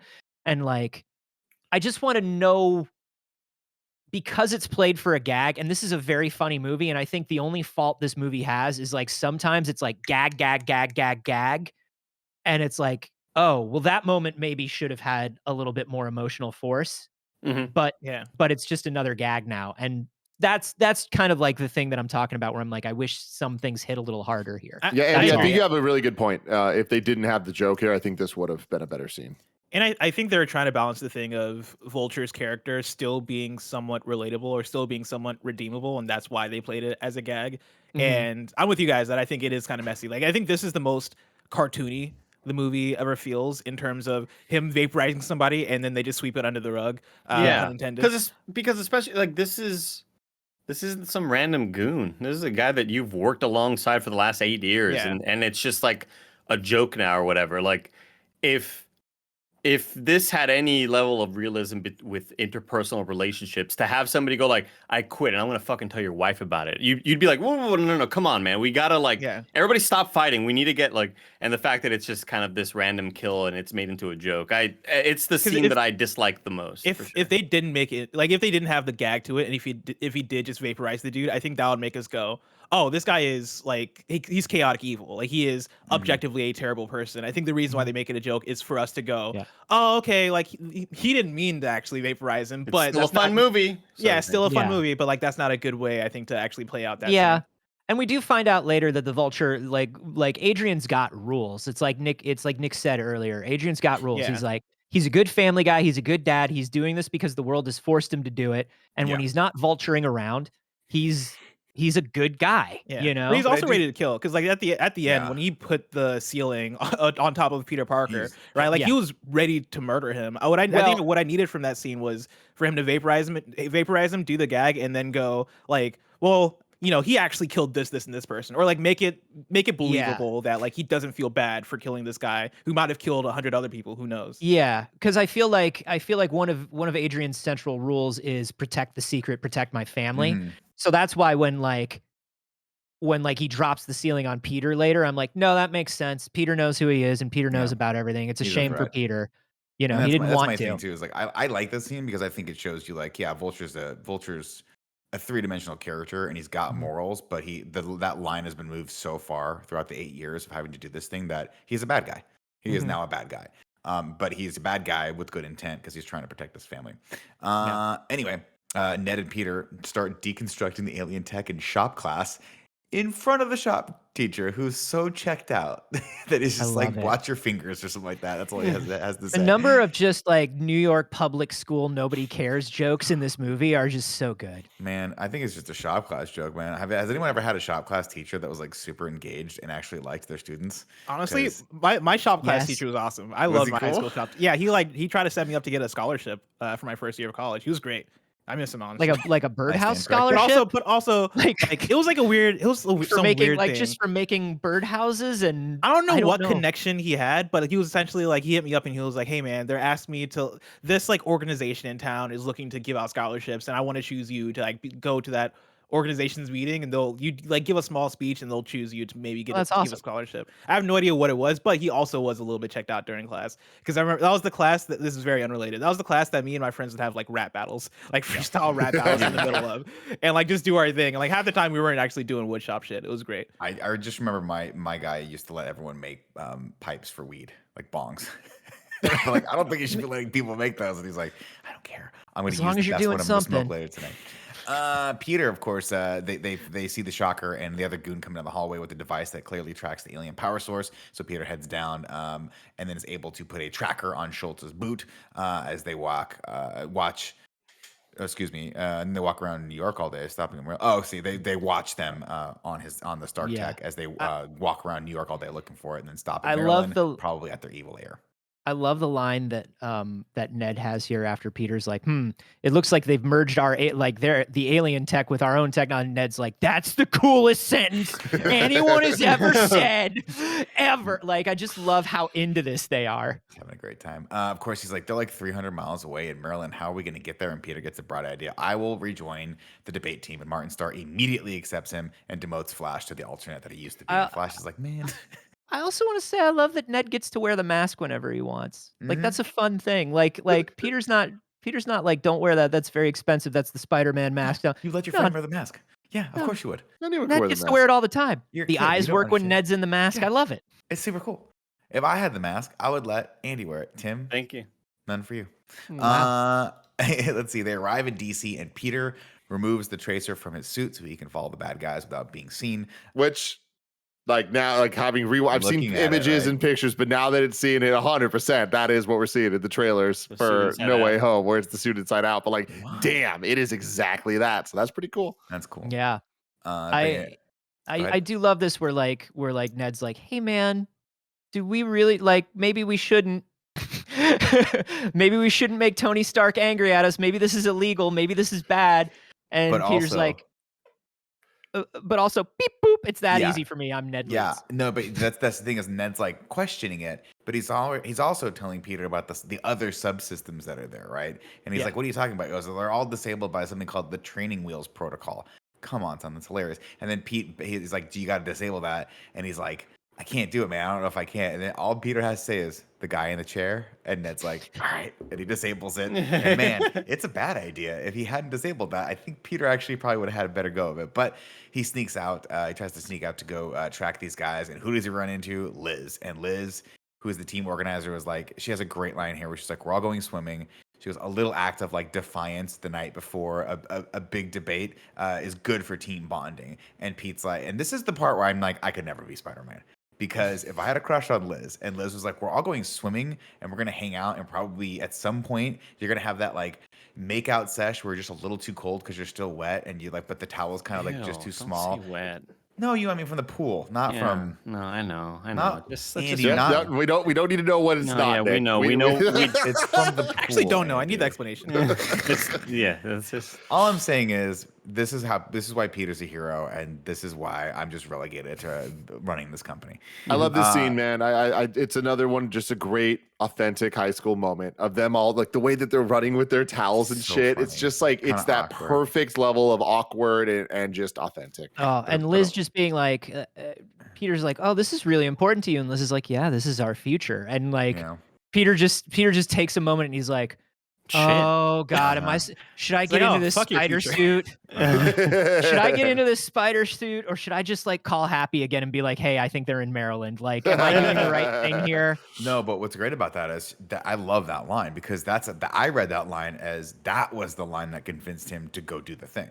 Right, Because she right. said, "This is our future," and he's like, "Fuck, my future is wanting to be an Avenger, so I have to give this up and sacrifice this to go be an Avenger." Again, I could never do that. I'd be like, "Let's go. Let's get pizza after this." Alas, he wants to prove himself, so he puts the mask back on, and when he does, because the training wheels program is off, he is greeted by his very own AI, Karen.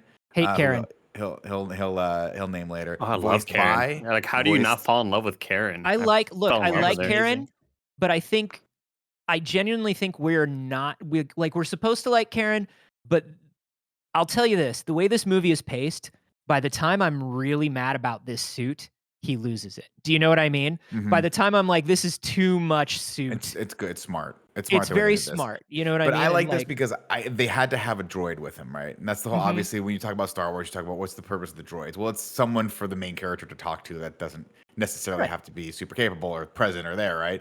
Especially And- with Spider-Man, who in Yeah. the books it's thought bubbles the entire time, right. like more than any other comic character. It's what is Peter Parker thinking with this mask on, and yeah, I think that's the reason that they did it. And I think for the most part, it works for me. I get the criticism, but I think it works with the movie. But I they think made. But at the same payoff time, is- I think Karen is very sweet, and I love Karen, and I love the talks that she has with Peter, and I like love it. especially especially later on as Liz. you know, where she's giving Peter like life and love advice, and it's like This she's is your chance. Kiss her. she's a destructive What? weapon, Peter Parker.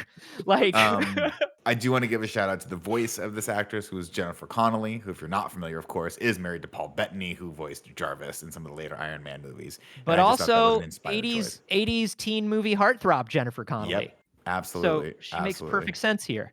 Karen, of course, activates enhanced combat mode as Peter comes across that van that the guys are hiding out in, and he's like, this is a little too much. So let's see. Oh, that's right. The guys are waiting for 6 Alpha Niner, which is a truck carrying some more of that old Chitauri tech. As it passes, the Vulture swoops in for the score. He uses the alien tech to open a porthole into the truck and sneak in.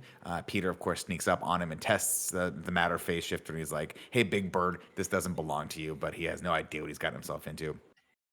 Everything in the suit, new function, confuses him, and he ends up getting knocked out and stranded in the truck as the Vulture makes off without another load of the goods. But when he busts out of the truck, he's like, okay, they're going to be out there. We're in the evil layer. I want to bust out of this truck and kick ass. He's not in the truck at all. He is in the most secure facility in the Eastern Seaboard, the damage control, the deep storage vault. This whole sequence is great. I love the juxtaposition of the villains and Peter trying to figure out their tech at the same time. When they're in the van and he's trying to be like, hey man, like you got to turn that down or you're going to shatter your arm. And he's like, what, like this? And in the background, you see Peter just trying 87,000 different kinds of webbing. Including the taser webbing. None of them know how to do any of the shit with the shit they have. And I love that. I also like how brief the battles are with Vulture. You know, they're like one and done. Like before, it was him scooping up Peter and then dropping him into the lake, and here it's like a very quick encounter on the truck, and that's kind of it. And like they use him very sparingly in terms of those action moments. Well, it's a great way to show such a huge power imbalance at this point, right? Like Vulture swoops in, and Spider-Man is like, that's it. Like he has no way to fight because the Vulture. Like, I've been doing this longer than you. Yeah. And I love the functionality of a lot of the costumes here. Tim talked about it earlier, but like the Vulture suit being sort of like a very like basically the equivalent to like the alien cargo loader, right? It grabs things with the feet and swoops them up and stuff like that, and it looks like a Vulture, but it has that very realistic, like real function to it. I also love the sort of I want to say like welding arms that Shocker wears, so that the tech doesn't burn his arms, but it looks like the Shocker costume. So it's just super cool that they have those nuances in there, and they don't have to beat you over the head with, you know, massive leather spandex suits or something like that. It's just kind of like the bad guys are a little bit more subdued in this, and I think nothing too on the nose, like a scorpion tattoo on the guy that turns into Scorpion. Yeah. Hey man, if this was a Sam Raimi movie, that guy would have eaten a scorpion, and the scorpion would have burst the tail out of his ass, and the guy would have been Scorpion has Steve. Are we ever gonna see Scorpion? You know, I hope so. Like Spider-Man 4? Yeah, we'll see. I don't think we'll see him in No Way Home. Which is wild because like it is wild. He's part of the Sinister. Okay, fine. I mean, it's wild that this movie came out in 2017 and we still haven't seen Scorpion come back, and we still haven't seen like who got the tower. Like it's crazy to me that there's like 2 world building things that they set up, because usually MCU's pretty good about, with the exception of like Mordo in Doctor Strange, which is like the furthest villain we haven't seen in a while that had a setup, but we'll get there next year. Yeah, they had some bigger stuff to deal with. I love this whole sequence. He immediately bonds with Karen and starts talking about Liz, and it's very endearing. And then he asks, "Should I tell Liz I'm Spider-Man?" And and then he's like, "Wait, how long have I been here?" And you think it's been hours, and she says 37 minutes. It's like, what? It's so good. As he's wearing his the jacket. Yeah, and Carboni, we're talking about, we love seeing Spider-Man wear clothes over his suit. This is just yet another example. So cool. I love, once again, like how emotionally open this Peter is after 5 movies of I must hide everything, I must be sad. It's lovely to just be like, hey man, hey Karen, should I tell her that I'm into her? And it's like, who is Liz? You know, like the suit is like, what? I also love the Ultron head in the bag. Like when he's looking at what this stuff is, it's just like an Ultron head. I'm just like, this is some dangerous shit. Of course, Peter, I mean, he's like, we got to figure out a way to break out of here. And Karen's like, oh, by the way, that glowy thing that you've been messing around with is an explosive Chitauri energy core, which would require, if it hits radiation, is going to turn very explosive very quickly, which means Ned is in severe danger. Of course, Ned takes the core with him to the debate, while Peter uses his intelligence to open the blast doors and head to the debate right across the street to the Washington Monument. We're in the final rounds here. They've just subbed flashback in, and who should win it for them? MJ wins it for Midtown High Tech, excuse me, and they head over to the Washington Monument to hang out. And banger moment where Martin Starr's like, "You're not gonna come up here?" She's like, "I don't really want to celebrate something that was built by slaves." And he's like, "Oh, this wasn't built by slaves." And looks over at the security guard. He's like, "Oh, it probably The hand wave was." is great. Yeah, he's like, "Okay, He's like, okay." Yeah. Peter tries to call Ned and tells him not to irradiate the glowy thing, but as it's going through the X-ray machine, it becomes very glowy, and then they go up into the elevator, and it detonates immediately. Not a lot of setup for this, but it's great. Peter jumps into action to save everyone while MJ watches from the ground. This whole sequence to me is so fun, and you want to talk about like another fun little bit of storytelling for where this character's at. He has a moment where he gets to the top of the Washington Monument. And he looks down and he goes, "Oh," and he does that thing you would do if you were out on a ledge. And Karen's like, "What's wrong?" And he goes, "I've never been this high before." That's just take that in for a second. Spider-Man's never been that high before, right? He's like, there are probably buildings taller than that in New York, but he's never, you know what I mean? Like, He's just never done it. that high. We Seems see him pretty- mostly sticking to his neighborhood in Queens, right? Yeah, So like there are maybe like one or two super tall buildings in his neighborhood. And when I say tall, I mean like 10 stories, maybe. Like he's not from that neighborhood. And I just love that reminder of the parachute and everything. I also love the tour guide and Karen juxtaposition Yeah. as like the tour guide's like, "Listen, we're totally safe," and Karen's like, "They are absolutely in the most danger anybody's ever been in." Yeah. Like I did skip over a part here, and I do think I'd be remiss if I didn't say it, because I know this is the part that Tim did the Tim like clap, yell out loud when Spider-Man's checking out all the cool sequence things of his new suit after the training wheels program is taken off, and he goes like this, and the wings pop out. Oh yeah, gliders. dude. Yeah. I mean, We're gonna see that in this. the helicopter scene where he jumps over the helicopter and perfectly swings. It's just such a good The Spider-Man fact that moment. the spider He's on scared. He's not sure it's gonna work, and then it does. It's great. The fact that the spider on his chest is a reconnaissance drone, which is cool too. That's pretty cool. And it's adorable. I love How did the they scene- did they Perfect toy. sell did they merch that drone? Did they merch that drone? They had to have. Karen, of course, reminds him. She's like, "Oh, by the way, you think this is high? By the way, you forgot to reinstall your parachute. So if you fall, you're dead." He crashes. He ends up having to build momentum for the glass. Crashes through the glass by flipping over the helicopter and using the momentum to swing over into the glass itself. And he saves them last minute. And of course, the last person he saves is Liz, and he's standing face to face with Liz upside down. And Karen says, "Kiss her." This is your chance, Peter. Kiss her. And you think we're gonna get the upside down kiss here, and we do not. We do not get that kiss because he falls down, but he kind of controls the fall as he falls down into the smoke below him. Did we lose Carbone? Oh, he's back. Okay. He's back. I don't like to see anyone Spider-Man is into falling down any kind of pit or shaft Dude, or right? crevasse. I did not know what was going to wonder happen why. to Liz That's Allen in weird. that moment. He saves her though, which is cool. And then again, you want to talk about the kids that are holding us up? We go back to school without parts, of course. Toombs and the team go over their options. The best, of course, is find him and kill Spider-Man. That's what he wants to do. He wants out for revenge now. Then they go back to school. And then we get another announcement video. This past weekend, Midtown's academic decathlon team that defeated the country's best to win the national championship. Later that day, they also defeated death. Dude, when it cuts to Martin Starr, and he was like, "Not gonna lose a kid." Not again. I can hear Kevin laughing in the theater. I don't think I've ever heard Kevin more sincerely and loudly laugh at something, because it's just fucking good comedy. hilarious. It's good comedy. It's super Like, so listen, funny. Quick number question. one.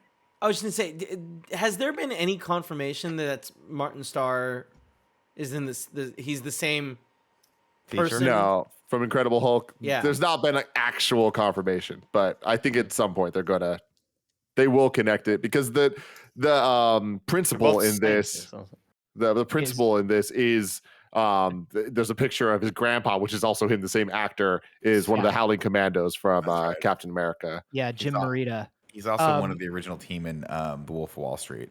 which is There fucking you go. which is also Oh, part of yeah. the MCU. absolutely. I do. This is an insanely funny line, and Martin Starr is perfect, and everything is perfect. Except there's another one of those lines where I'm just like, this is a little too funny for this movie. It's so Are funny. they? though. Are people literally dying on field trips in Midtown High? Like, this is real. Spider-Man is a real hero who saves people from dying. Did someone die, Martin Starr? Like, it's just one of those moments. Let's see. Ned wants to tell everyone that Peter is Spider-Man. Peter tells him no, and then Peter wants to find the bad guys. And Ned's like, well, we got a Spanish test. And Peter's like, listen, let me break it down for you, man. After I become an Avenger, I'm probably never coming back here. None of this matters. I'm going to be an Avenger. I'm so far past this high school right now. And then he immediately gets stopped by the principal and gets detention. And we get another Captain America video, another banger's like, so he got detention, right?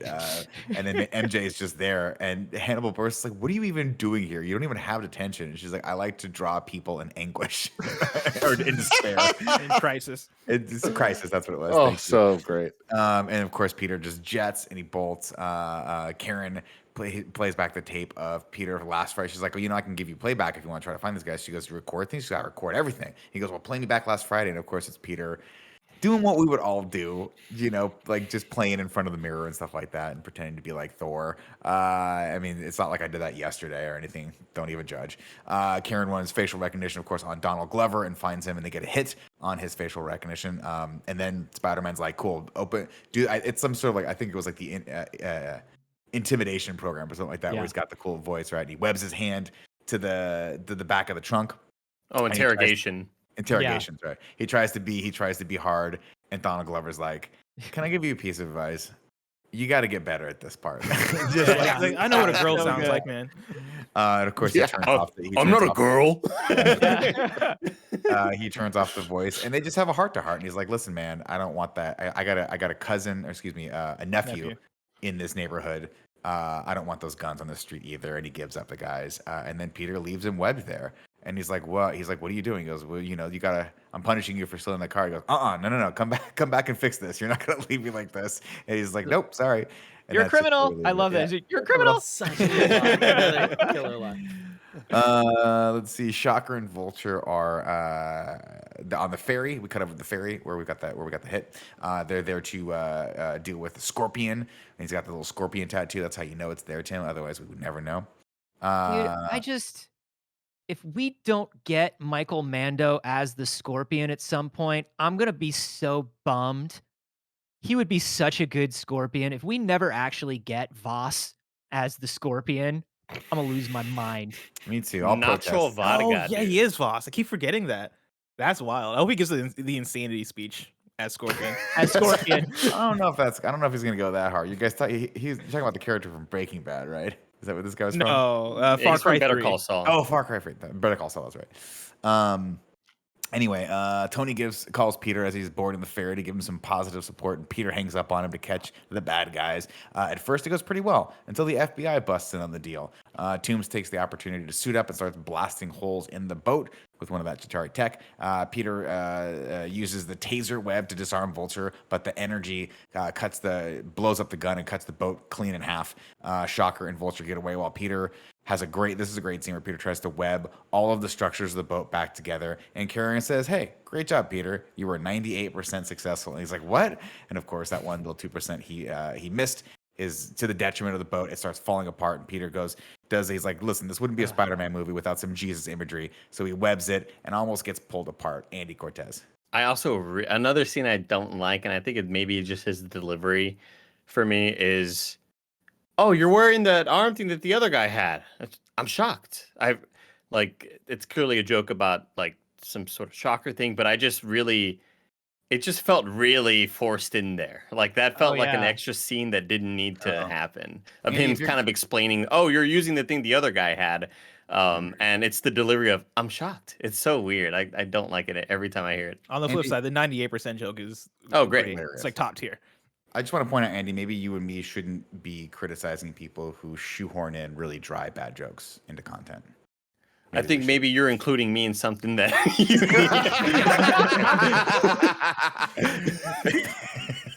I love this. I love the web grenade, like all of that. It's so fucking good. I have confirmation. They merged the drone. Good. Of course they do. Good. They merged the drone, everybody. Of course they did. That's great. Of course, Peter, very desperate here, almost being pulled apart like Jesus. And then the boat starts to come back together because who should actually come to his rescue? Iron Man with a bunch of iron bots that all staple themselves to the boat and push it back together. And then Iron Man just easily welds it together so that he could save the day. And everyone's hilarious because everyone's so Spider-Man though. This moment, this is like such.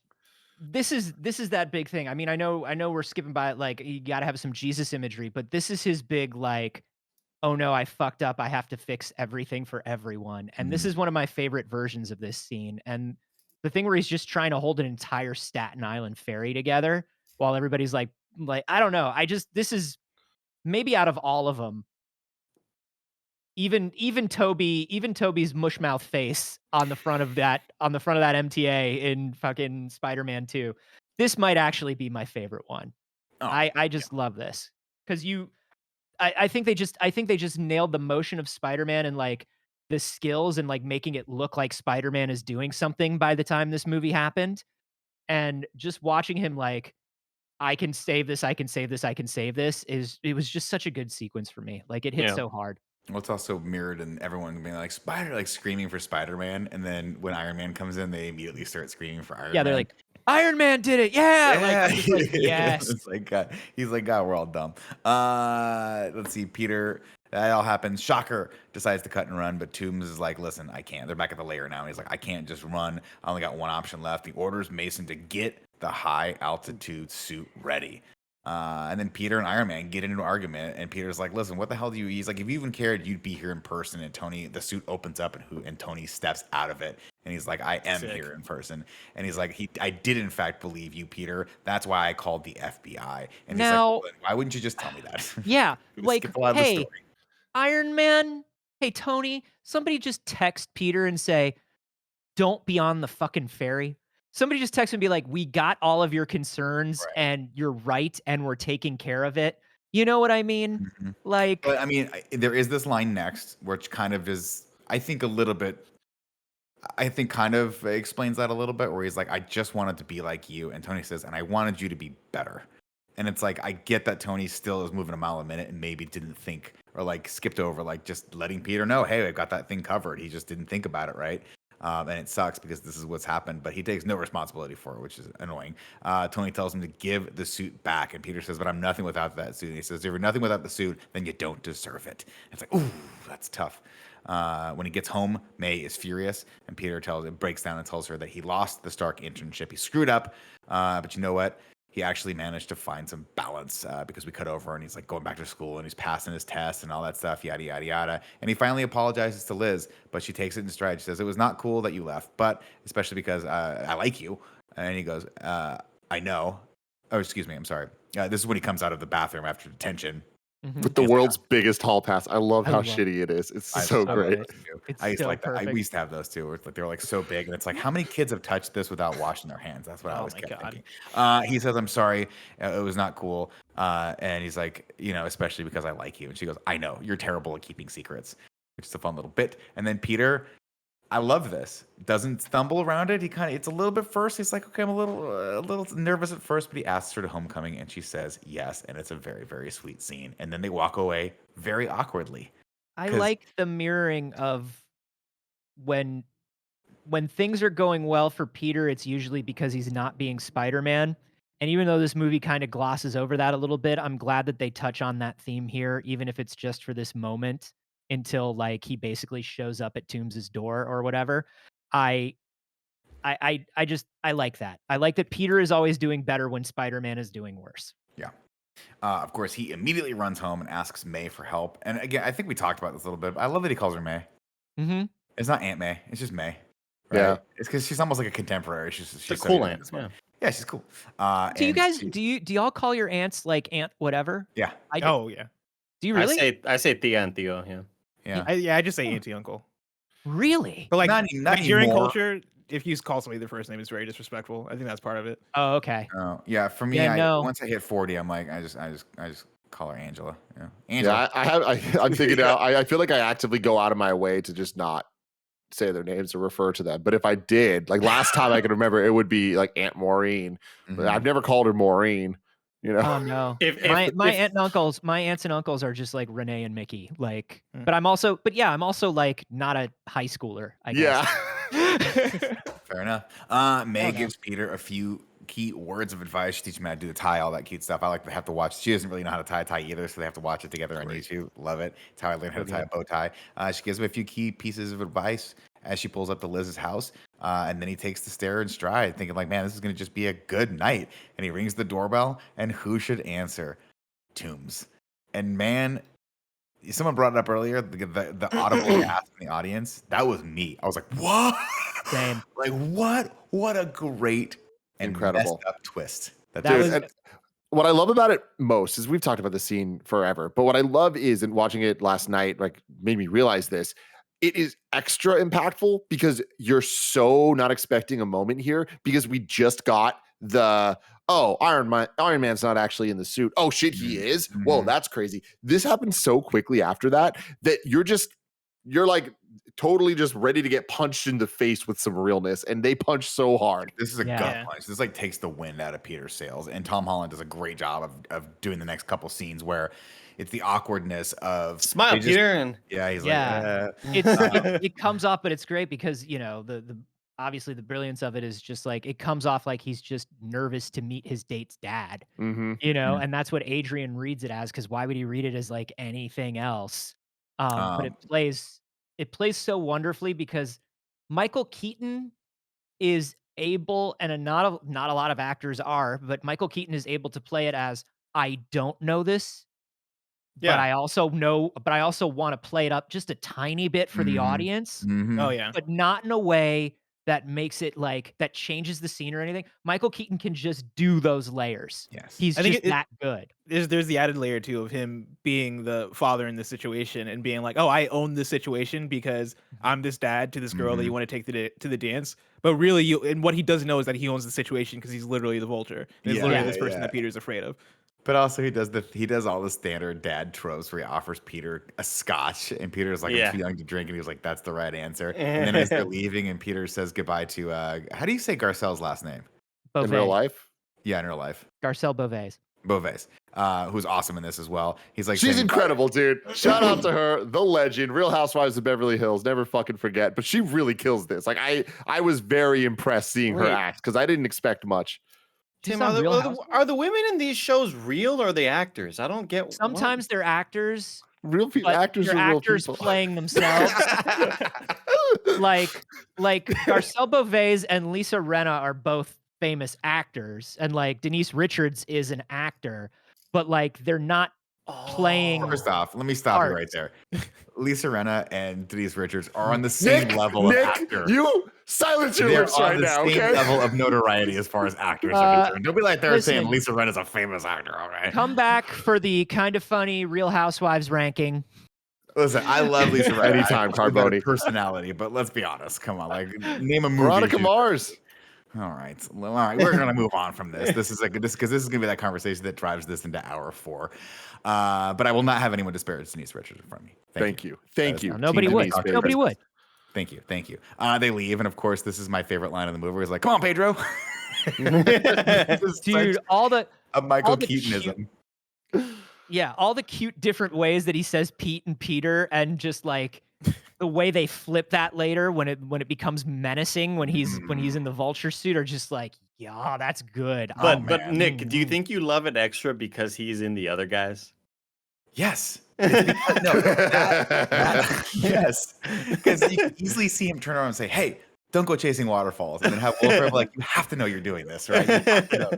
I just love Michael Keaton. I just love Michael Keaton because a lot of people don't remember Michael Keaton, the comedic actor, from a lot of the stuff he did. We only know Michael Keaton from the serious roles that he takes, and this is one of those moments where like Mr. Mom, Michael Keaton straight up broke through, which is great. And then we get a direct opposite scene where, and I love the way this car scene shot, right? Because we're seeing Michael Keaton sort of in this blurred out, hazy, light streaked rear view mirror as his it goes Michael Mann menacing as he's figuring out that Peter Parker is Spider-Man, and he figures out fast too. He's like, wait a minute, you're associated with Stark, you know Spider-Man, you were in DC when Spider-Man was in DC. It doesn't take a genius. He immediately figures it out.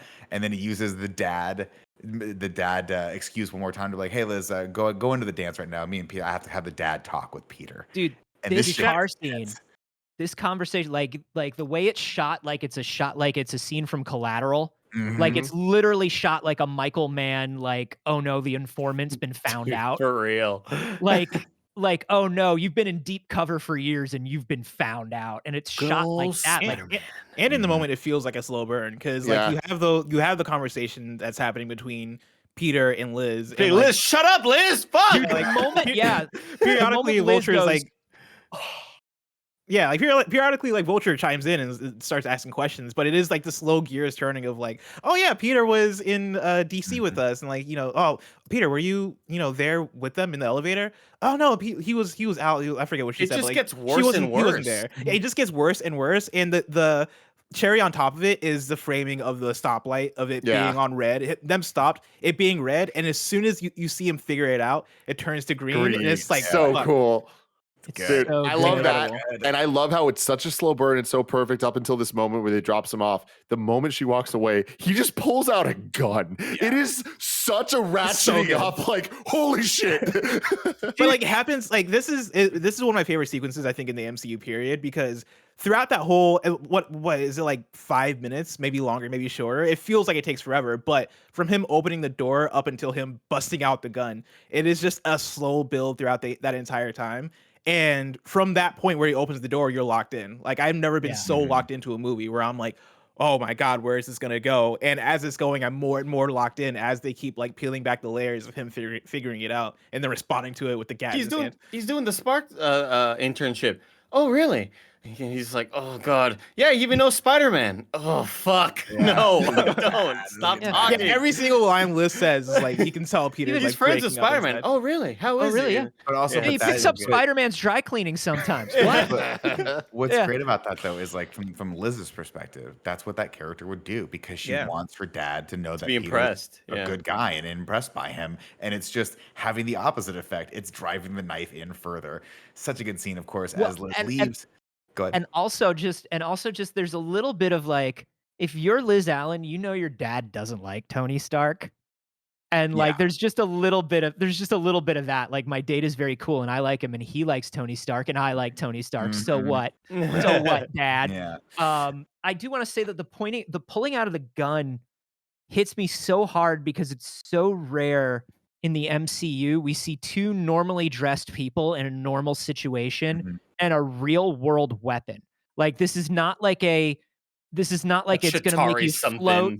Yeah, it's not a power phaser blast or whatever, or like he's going to shoot a teenage boy in the face like right now. This is the only moment though that I don't particularly love, only because I'm like, all right, the bad guy without his super suit is locked in a small confined space with Spider-Man. And gun or not, I don't care how close that gun is. Spider-Man's winning that fight. I don't know, dude. That goes pretty close. No, look. Here's what I'll say, Nick, because I don't. Pretty close. Spider-Man could have literally gotten out of the car and flipped it over and been like, "What are you gonna do now, Toombs? What's up? What's up now?" Right? Like, that's definitely true. But I also think that. But he was shell shocked by it. I also think it's just that intimidation. It is I'm the elder. I'm not only your girlfriend's father. I'm the fucking Vulture, and you know what I can do to people. And I don't really think he's necessarily thinking about Peter's strength or Spider-Man's strength. Right. This is just his moment to, use his will to say, I will come after you and kill everybody you know. Yeah. And Yes. it's such a great moment. And yeah, I to think Tom Holland's credit, like you can see in his face, he's like angry and he's scared. But like the moment you see Michael Keaton or you see Adrian say, "I'm going to come after everyone you love," I'll kill you him see his dead. face Yeah. drop He says, "I'll immediately. kill you dead." And I think throughout that whole sequence, like you can see that Tom Holland is one shocked, but I think beneath it is later on after the scene when he comes back and he's like, "Ned, like track my phone." Like he's in control enough that he is dropping the phone in the car. Right. Right. And like I genuinely believe in that sequence it would play the way that Nick's talking about. If Michael Keaton really did want to shoot him in that moment, I'm sure Tom Holland would have done some backflip or some shit and then like threw hands. But I do think in that moment he's also like, well, I can't start shit here because we're in front of my school and my girlfriend's over there, and like we can't scrap in front of the school with It's me and my way too girlfriend's dad. dangerous. Yeah, it's way too dangerous. Good point. And I do love that. I like the reveal of the phone too, because he knew. He was like, I know exactly what I have to do, but the audience doesn't. So when he walks into that amazing Flock of Seagulls song, and it's so Hughes-esque, and he's got that just like glazed over look on his face, and Liz is like, "What's wrong?" And he goes, "I gotta go." It's like, it's so hard. It's so gut wrenching.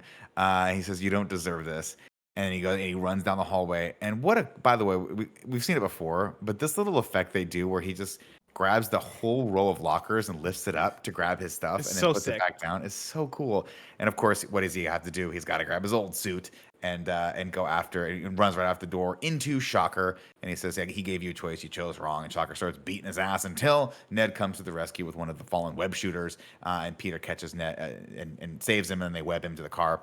And Peter catches Ned up and tells him to call Happy and find a computer because you got to be the guy in the chair now. Then he steals Flash's Audi and just immediately crashes it. And I love the fact that Spider-Man can do all these amazing things, but he doesn't know how to drive a car.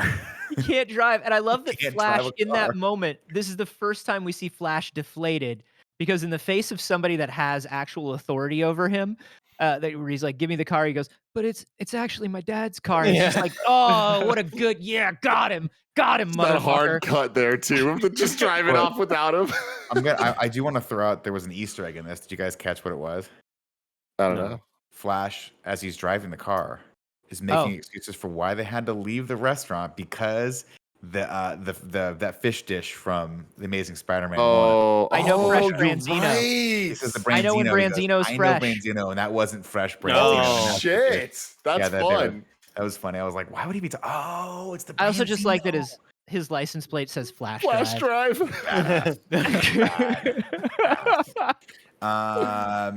Ned, of course, crushes being the guy in the chair, and Peter and tracks Peter's phone, which he cleverly left in Tomb's car. Peter puts 2 and 2 together and realizes that the Vulture is going to try to rob the big score. The last final score is Tony's plane that Happy has just finished packing up for moving day. We've already seen that all of Tony's planes are driven by AI, so they don't actually have any pilots or any people aboard.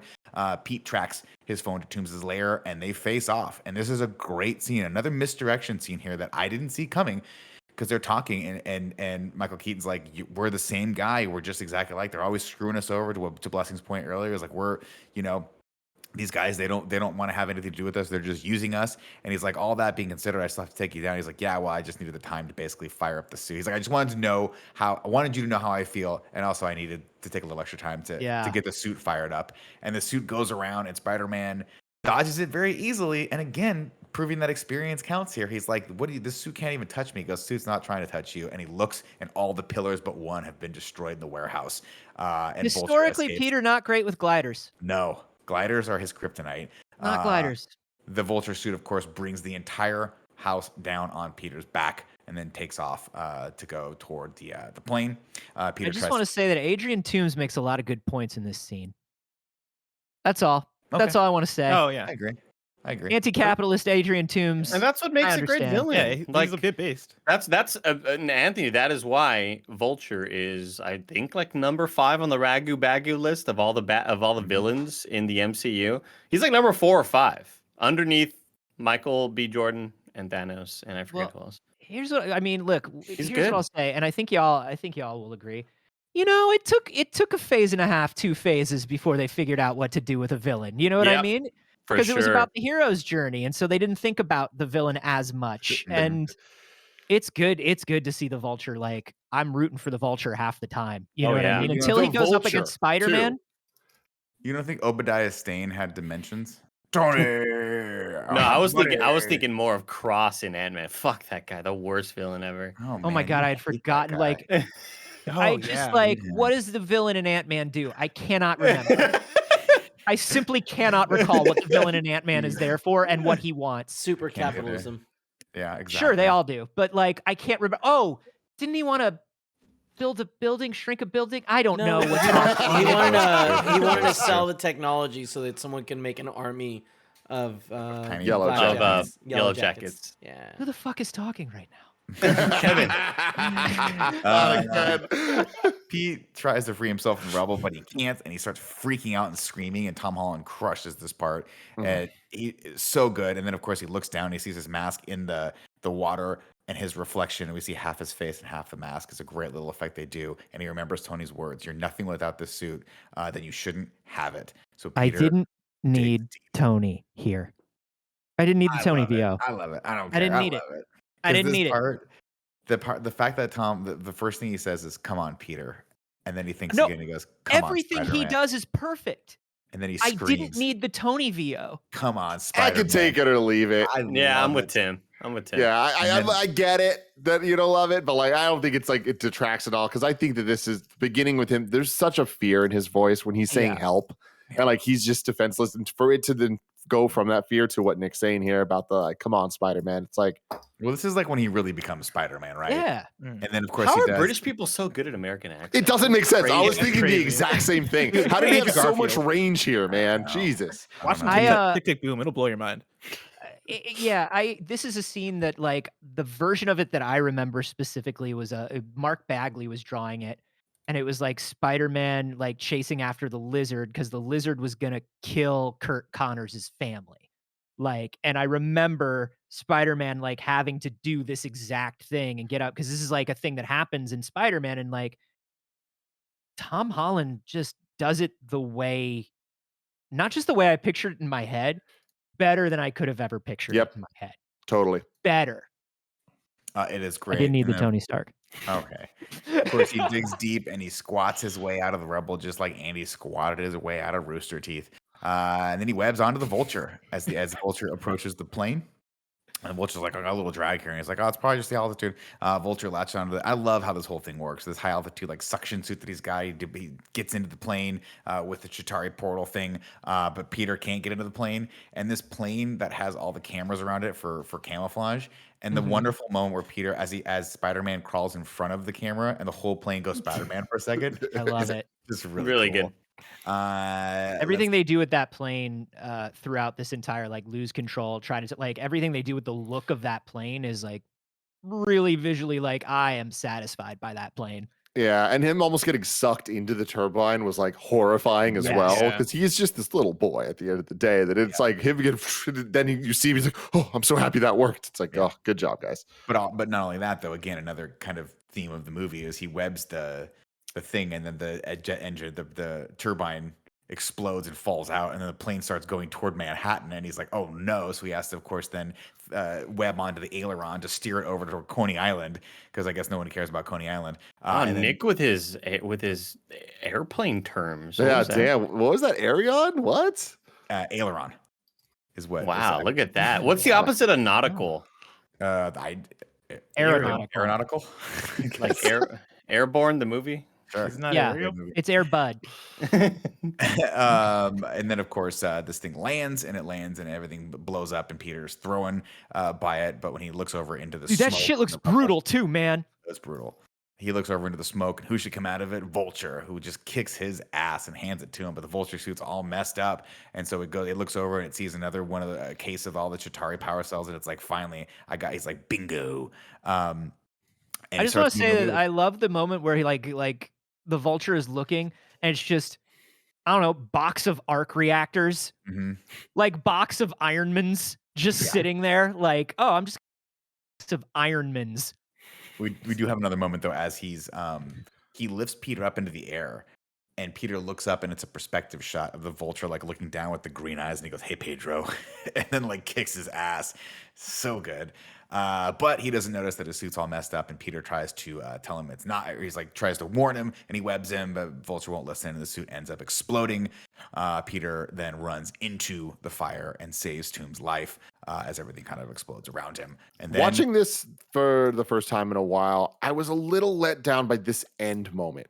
Like, I feel like everything about this fight was perfect, but the back and forth and Peter being like, oh, hey, you're going to explode or whatever. And then he explodes, but then Peter saves him from the fire. Like, I feel like I wish the writing was a little more clever, and I wish there was a little bit more going on with the duality of the Peter, Spider-Man, Vulture, Adrian relationships. And like, more than just or like call back to something. Yeah, it Yeah. kind of just felt like, oh, you're going to explode, and then he exploded. Like, it didn't really feel like Spider-Man was actually trying to stop him and save him, even though he's the enemy. It kind of just felt like a mid-fight thing. I don't know. Yeah, just Like, something where he mentions either like his real name Yeah, or like something Mr. where they Adrian, talk Mr. to each Adrian, other. like yeah, totally. I Andy? think, Tim, I think that maybe we would have felt happier with it.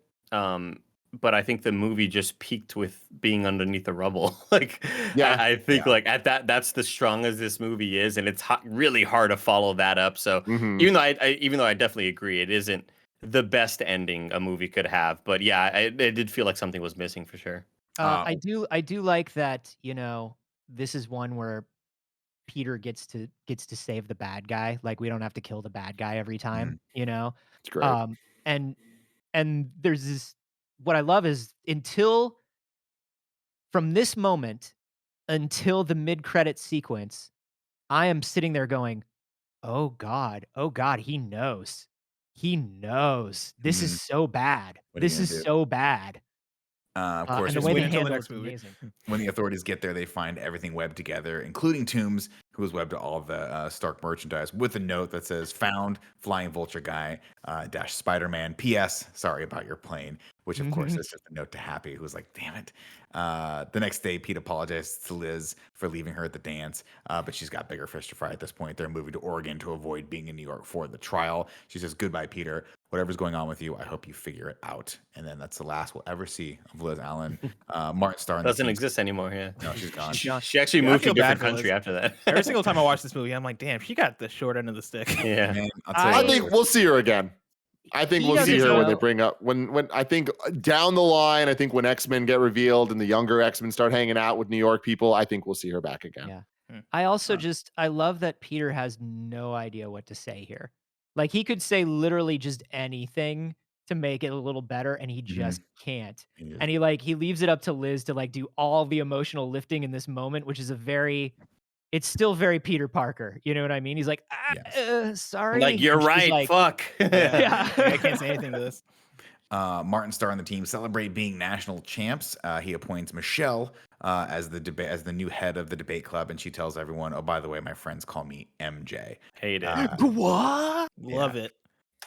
I Hate it. I like it only because it's a little bit of a payoff for But Ned goes, "I thought you didn't have any friends." She goes, "Well, I didn't, but now I do." Well, obviously. Yeah. Andy, you don't like it? I don't hate the fact that it's more of like, it just feels like a forced Yeah. thing. Why not just call her Like, MJ from the beginning? I wish Why she was does just Yeah. call her MJ the whole time. Yeah, Like, it's I a little- don't. It's weird they felt the need to have a reveal there, especially since we're like, that's Zendaya. Like, that's MJ. We know that's MJ. We know. We're Yeah. not- we're That not- was you're the not whole pulling thing. I Lawrence. remember around this entire thing, everybody was like, "No, she's Mary Jane. She's absolutely Mary Jane." Yeah. And they were just like, "No, she's not." And I wonder if it's just because, number one, they didn't want the movie. Like, if I'm being cynical, they did not want the movie getting pre-release blowback of having MJ be a person of color. Like, sorry, I think they were worried that was going to happen, and so they didn't want people hating the movie before they saw the movie. And number two, they also probably did not want people to feel like MJ was underused, maybe, or ignored throughout this movie. I don't know. Maybe they just didn't want Greg to bring back the smash the dunce joke, because God forbid us do that one more time on a piece of content. Greg Miller. I think another issue I have with it is that it feels like she's the new kid in school. Yeah, like, I would understand that line if she had just moved in and she was like this random new person. And obviously she's very distant from everybody, so she might as well be a new kid in school. But I could have easily done with just just call me MJ. Instead of like, my friends call me MJ, wink at the crowd, and the crowd goes, "Oh, cool!" Well, like, I think they tried to set her up as an outsider that didn't have any friends, but all of the stuff that happened during the movie speaks otherwise. She hangs out with all the debate kids. She's around. She goes to the party. People know who she is. So you're right, Andy. It does stick out a little bit. But we got our MJ, and we're happy with her. So, and for that, this movie's trash. No. It reminded me of, like, I think the reason I like it is because it gave me the same exact feeling of the end of Dark Knight Rises when Joseph Gordon-Levitt was like, Oh man, my name's actually wrong. I forget the exact line because it's been so Oh long. yeah, But he why was don't like, you go "Oh by yeah, your legal name? It's Lovely or something." yeah." It's like my whatever name's it is. actually My name's Robin. Robin. That's why I don't go by that. I'm a cop, for Christ's sake. You know, But at the somebody time, it get got the me. At the Robin. time, I was like, "Oh shit, that's a sidekick. It's Robin." I'm Officer Robin Fauntleroy McBlueberries. Like, no, you can't go by that name. Robin. Not in Robin's Gotham. Can't wait to Joker. see him in a future movie that never existed. Anyway, the next day, or no, sorry. Here we go. Pete gets a text from an unknown number telling him to go to the bathroom. I love, by the way, that his phone is so cracked it looks like webs. It's cool. I don't know if they did that intentionally. I'm sure they did. And this scene gets interrupted by the kid from the chess club. So good. Just So washes good. his hands and then That walks. stare, man. Holy shit. So funny. And he says, "Boss wants to talk to you. We got to head upstate." What's upstate, Tim? Avengers Complex. That's right. Mhm. The brand new flashy Avengers headquarters that we'll see throughout the rest of the movies. And this scene's awesome. Tony greets him and tells him he's sorry he took his suit, but it was a perfect, tough love moment. He says, "I was wrong about you. I think we were a little more mentoring. I think with a little bit more mentoring, you could be a real asset to the team." And this is where Peter's like, "Oh my God, I'm getting called up." And he says, "Listen, there's 50 reporters behind that door." He gives Peter, he's like, "I'm going to get you in this new suit and we're going to introduce you as the newest member of the Avengers." And the suit is so dope. This is the Iron Spider suit, right? It's a play on it, Yeah, but yeah. yeah. So cool. Peter, of course, thinks about it for a second, and then he thanks Tony for the offer, and he says, "I'd rather stay on the ground for a little while," echoing Tony's sentiment earlier. Friendly neighborhood Spider-Man, somebody's got to look out for the little guy. And then Tony's like, "I dig it, man. Kind of Springsteen-y, working class hero vibe. I dig it." And he's like, "Thanks, Mr. Stark." And Peter heads back to the car, but as he does, he goes, "That was a test, right? There's nobody back there." And Tony's like, "Yeah, you got me, kid, whatever." Of course, Happy's like, "I told you he was a good kid." And Tony's like, "Yeah, you're right about him all along." And then a funny. second later, Pepper comes out, and it was, in fact, a press conference. That's such a great reveal. She's like, "What's happening? What's going on?" Where's the and kid? Yeah. she's like, "Where's the kid?" He goes, "Well, he doesn't want to do it." And she's like, "You messed this up, didn't you?" It's a perfect moment. She's like, "Well, I gotta go tell him something." And Tony goes, "Hey, how about that?" He's like, "Happy, do you still have that ring?" And he goes, "I've been carrying this ring since 2008. And they both give him just the weirdest look. Like, what? Pepper, of course, is like, "I'm annoyed by all this. I'll go make up some other excuse." And as Tony follows her back into the room, he looks over at Happy, who flings him the ring. And so you're like, "Oh, that's awesome. He's gonna ask her in front of the whole press." It's kind of interesting that we do get, like we were saying in the beginning, we do get some big Tony Stark life moments in this thing, and some big okay, Avengers compound is Well- being built, and also This might have been the first time that he actually made out with Pepper, right? Or was that before this? no, they've No, they did Iron Man 3, kissed right? before, but Yeah. the idea that he's got an engagement ring ready at all times, the Right. idea that he's trying to be a little bit of a father figure to Peter in the best way that he knows how, it's like they let Jon Watts put a lot of good Iron Man MCU stuff in this Spider-Man comedy. It's Yeah. kind of wild. Tim doesn't like this. I don't No, understand I why you love all that hate stuff. it. I just don't like the proposal. I feel like Tony and Pepper's proposal should have been a little bit more. Dude, it's um, great. I think it's I just feel like Pepper deserves a little bit better than just hey, I guess we're doing this now. It's like I don't know. I didn't like it. I like every joke, but I feel like they played this really serious thing Tim, as a joke here. Just admit that you've always been in love with her. You've never happy with her that she fell with Tony. Okay, That's what it is. You've That's always been what her it is. friend, but you've always been in love with her, Tim. I don't like it because it just feels a little bit weird. But the Well, Avengers compound but thing. I don't think this is the real proposal, though. I don't think whatever that real proposal was or whatever, I think that happened elsewhere. I think this is just a thing where it got first brought up, and I'm sure whenever it actually happened, it was a real moment. But I get what you're saying. See, It my does read feel on weird. it. My read on it is he did a whole showy proposal thing in front of the journalist, right? That's what I they didn't were. get that either. I think That's what they were alluding I got to. the same She read as shut it Anthony. down. She definitely Yeah. shut it down. That I didn't thought happen. that she shut it down. I I think the ring flick was just Tony being cheeky. I think my read on it was he was like, "I'm keeping this ring for later." No, he definitely proposed to her. That was the whole thing of they needed to do something to replace the Pepper announcement of Spider-Man. Pepper immediately goes after she sees the ring. She's like, "I'll think of something else." And then they say, "We've got all the time in the world." Remember, we're not worried about time. So I don't think it happened at the press conference. Yeah, I think they purposely keep it kind of ambiguous. It's vague. Just It's- as it's- yeah, this we- No matter what, this I is don't going like to it. happen. All right, Tim doesn't I like think it. this is just to show us as an audience that Tony has grown enough that he's at thinking that about point. doing this. Yes. Which That's I like. all. I love Nick announcing. Okay, Tim doesn't like it.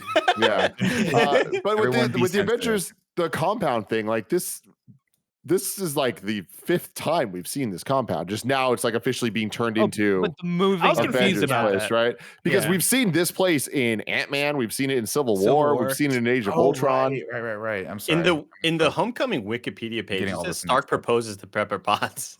I mean, I'm telling you, No. I believe it happened. Especially when you think of the timeline with Infinity War. So who I mean, cares? you can count that moment as a half-assed proposal, I think, but I don't think it's the real one. I think Pepper held out for a real one there. Either way, Peter comes back to his humble house and finds. See why we say there's too much Iron Man in this movie? Look at how much we're talking about this. I mean, again, no such thing as too much of a good thing. Peter comes back and he finds that brown bag that says "This belongs to you," and it's from Tony Stark, and it is his original costume that he has back. And of course, he triumphantly tries it on, and he looks at himself and he's like, "Damn it, I'm back! I'm Spider-Man." As the camera dollies around to reveal behind him Aunt May come into frame, and she looks at him and goes, "What the fuck?" And it cuts. This is Blitzkrieg perfect. Bob. Back to Blitzkrieg Bob, and I love this moment. Of course, she doesn't say fuck. They cut it off right at F. But Marissa Tomei, just everything. Then we get the mid-credit scene. That Well, before I want to give a Yeah. shout out to the credit animation. style MCU super so dope. great for these, and this one is so awesome. I love the This one vibe, is that very punk rocky, cartoony, or like doodly, so good. Yeah, Yeah. childhood kid, like, or And not also just childhood, like high school. also just drawing. shout out to the fact that they're not going to make us wonder for 18 movies whether Aunt May knows. Yeah. Yeah, I love it. I know there's a lot of people that are upset that they don't really deal with this as like an actual big issue, and they kind of just move on quickly and Far From Home. But I think it's cool. I think this is a different take on May and her being younger and all the stuff we've been talking about. I think it works a lot. Then we cut to the mid-credit sequence where Vulture and Scorpion come face to face in prison, and Scorpion's like, I want you to give me Spider-Man's true identity. And of course, Vulture has that great moment where he claps back and he's like, if I knew who he was, he'd already be dead. And then walks away, and Scorpion's like, I don't really trust you. As of course a guard tells him, hey, your family's here, Toombs. And he's like, okay, I'm gonna go. And Scorpion's like, I don't know, man, something about that. And then the credits roll again, and then we get what I'll say it, guys, best Marvel post-credit sequence ever. Captain America comes back in to talk to you about a little something, Tim, called patience. Sometimes patience is the key to victory. Sometimes it leads to very little, and it's not worth it. And you wonder, why would you wait so long for something that's so disappointing? So good. This It's is perfect. so good. What a troll for the 'Cause audience. watching that in the theaters is just amazing. I was like, What But do it's you think also is going to just- be? yeah, that's- Spider-Man. What could they reveal here? Yeah. It's Oh, just shit. it's so funny that they were like, hey, we got to get out of the habit of these being something every single time. Mhm. But we got to do it in a way that's like clever and fun and still makes the audience feel like a part of it. And I think this was just such a nice way to diffuse that, like the weight on the post-credit sequence. I agree. And also just a good payoff for that joke. Yeah. That 1, 2, 3 punch of the PSA. Just that moment at the end where he's just like, how many of these are we doing?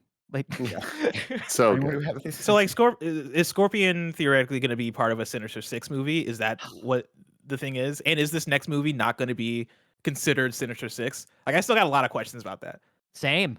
Well, I mean, I think here's we the all do. thing, Bless. Your Mhm. questions are going to be answered to some extent January 22nd in the Sony Spider-Man universe Morbius. movie Morbius, where we see You're Michael Keaton Don't bring wearing this exact same outfit that he's in this I jail scene. forgot about that So, trailer. I forget about that trailer until somebody Mhm. brings it up, and I'm I'll like, remind fuck, it. it does exist. I won't let you forget, Bless. Mhm. Don't Yeah. worry. Don't Thank you, worry. Tim. Forward to it, Thank Kevin. you. God, What's I up, keep man? thinking that movie already I'm came and looking went. forward to it. Yeah. I'm I keep Venom. thinking Morbius already came and went. Do I need to watch Venom? Do I need to watch the Venom movies No. to great. understand Watch the Spider-Man: fir- No Way watch the Home and first then one. Morbius? Watch the first one because it's a very funny rom-com. Tom Hardy is in a romantic relationship with that alien, and he's playing it that way, and the rest of the movie is not about that. Nope. You will, Blessing, when you watch it, you will wonder, did an actual alien symbiote take over Tom Hardy and remove his ability to act? Yeah. Not Like, the how character, has the this actor, person the ever actual worked? actor. How has Tom Hardy ever worked in the I can't industry believe ever? that. I saw It him is in Dark Knight shocking. Rises, and he was It is great. Remember- shocking. And He has Inception, an Oscar, and right? every Christopher Nolan movie. Yeah, I think he got an Oscar for The Revenant, but here's the thing.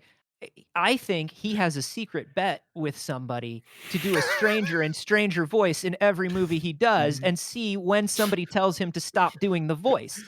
Anthony, that bet is with Sony, and they're paying him a lot of money. for Paid him that. so much money. Yeah, they're He paying loves a showing lot. up on set, like just reading all the stories of like how involved he is. I'm like, This can't be real. Okay, No. anyway, this is gonna be no. We don't. Can I can't do tell that. you, I have this. this real theory that when Tom Hardy was on the set of The Dark Knight Rises, and it was his first day, I think he was very nervous, and it was a very big crew, and it was the biggest movie Tom Hardy ever did. And to break the tension on his first take, he did a silly voice. And Christopher Nolan called cut. He was like, "Oh, you were only adapted the dog."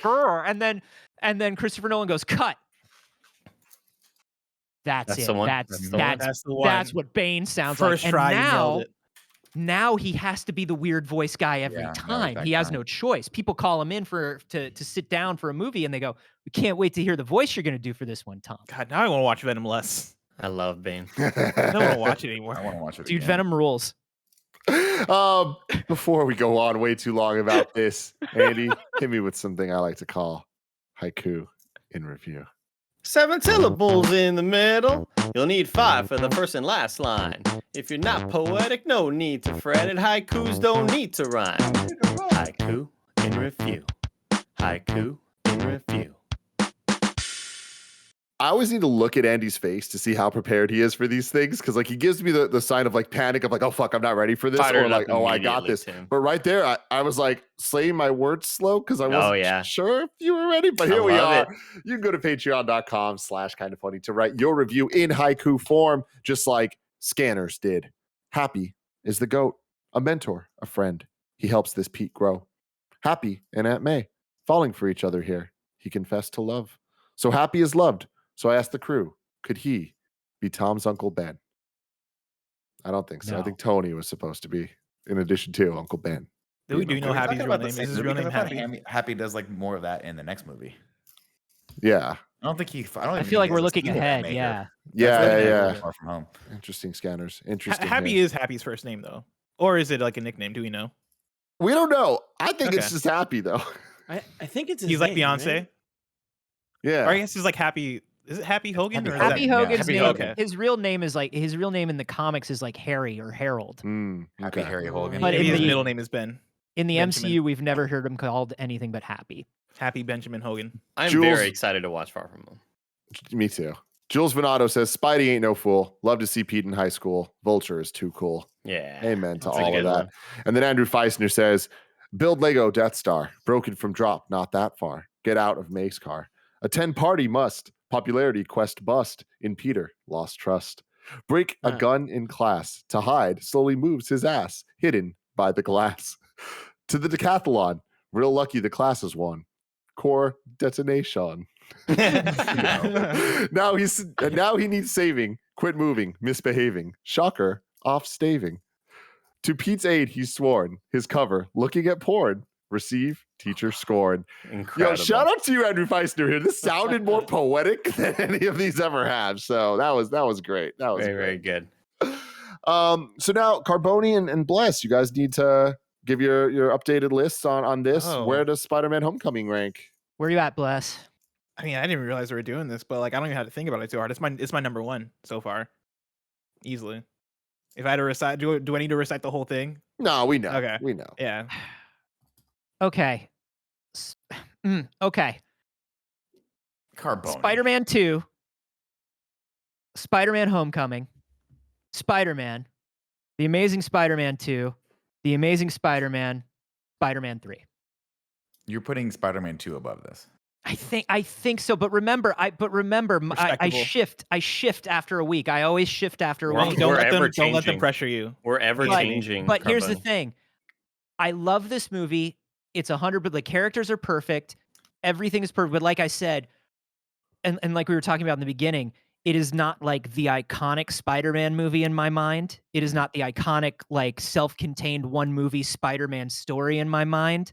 I think that still goes to Spider-Man 2. I think it does. And I No love James this Franco, movie. though. Huh? No James Franco, though. Think about No, that. Frank, very light on, very light Wait, on so what did Franco. I miss? What did I miss during Amazing Spider-Man 2 that you liked it more than Spider-Man, the Amazing Spider-Man 1? Oh yeah. Wow. Because Oh, yeah. you came in here after Amazing Spider-Man 1 and were like, wow, that movie is actually a lot better than I remember it being. Like, this movie kind of rips. It's got a lot of problems, obviously. Which of these movies don't have problems? But like Amazing Spider-Man 1 kind of rips. I thought everybody was going to hate Amazing Spider-Man 2. I did. I'll tell you that. I don't like that movie at all. I Yeah, I think love it's a it. very bad movie. Andy, you and I can talk more. We talked about it last time, but I was shocked by how much I like that movie. It Wow, actually, okay. you know, when you have those moments where you're just like, who am I? I've lost my whole identity. Mhm. Amazing Spider-Man 2. Well, that was it for you. I liked it. I liked it that much. And you know the season of Community that like they're like, oh, that was the gas leak season where everybody was kind of on one. If you call Amazing Spider-Man 2 the gas leak season of Spider-Man movies, I am driving. I'm I'm not driving saying up to Amazing San Francisco, and I'm gonna steal your. I'm taking you out of Forbes magazine personally. I'm not saying it's the gas leak of the movies. I'm saying that episode was the gas leak of in review episodes where somehow everybody was like, oh yeah, Amazing Spider-Man 2 is great. I wasn't on the gas leak. I mean, Andrew I Gar- didn't hail those fumes. At the end of the day, it's the same thing with all those movies to me. Like, this movie may not be good. This movie may be worse, but damn, Andrew Garfield and Emma Stone are just incredible. Thank you. Thank you. The moments, baby. The And so moments. With that, everybody, we're going to wrap up this episode. We will return next week with Spider-Man Far From Home, the final version of our rewatches leading into Spider-Man No Way Home. Very excited about that. But until next time, I love you all. Goodbye.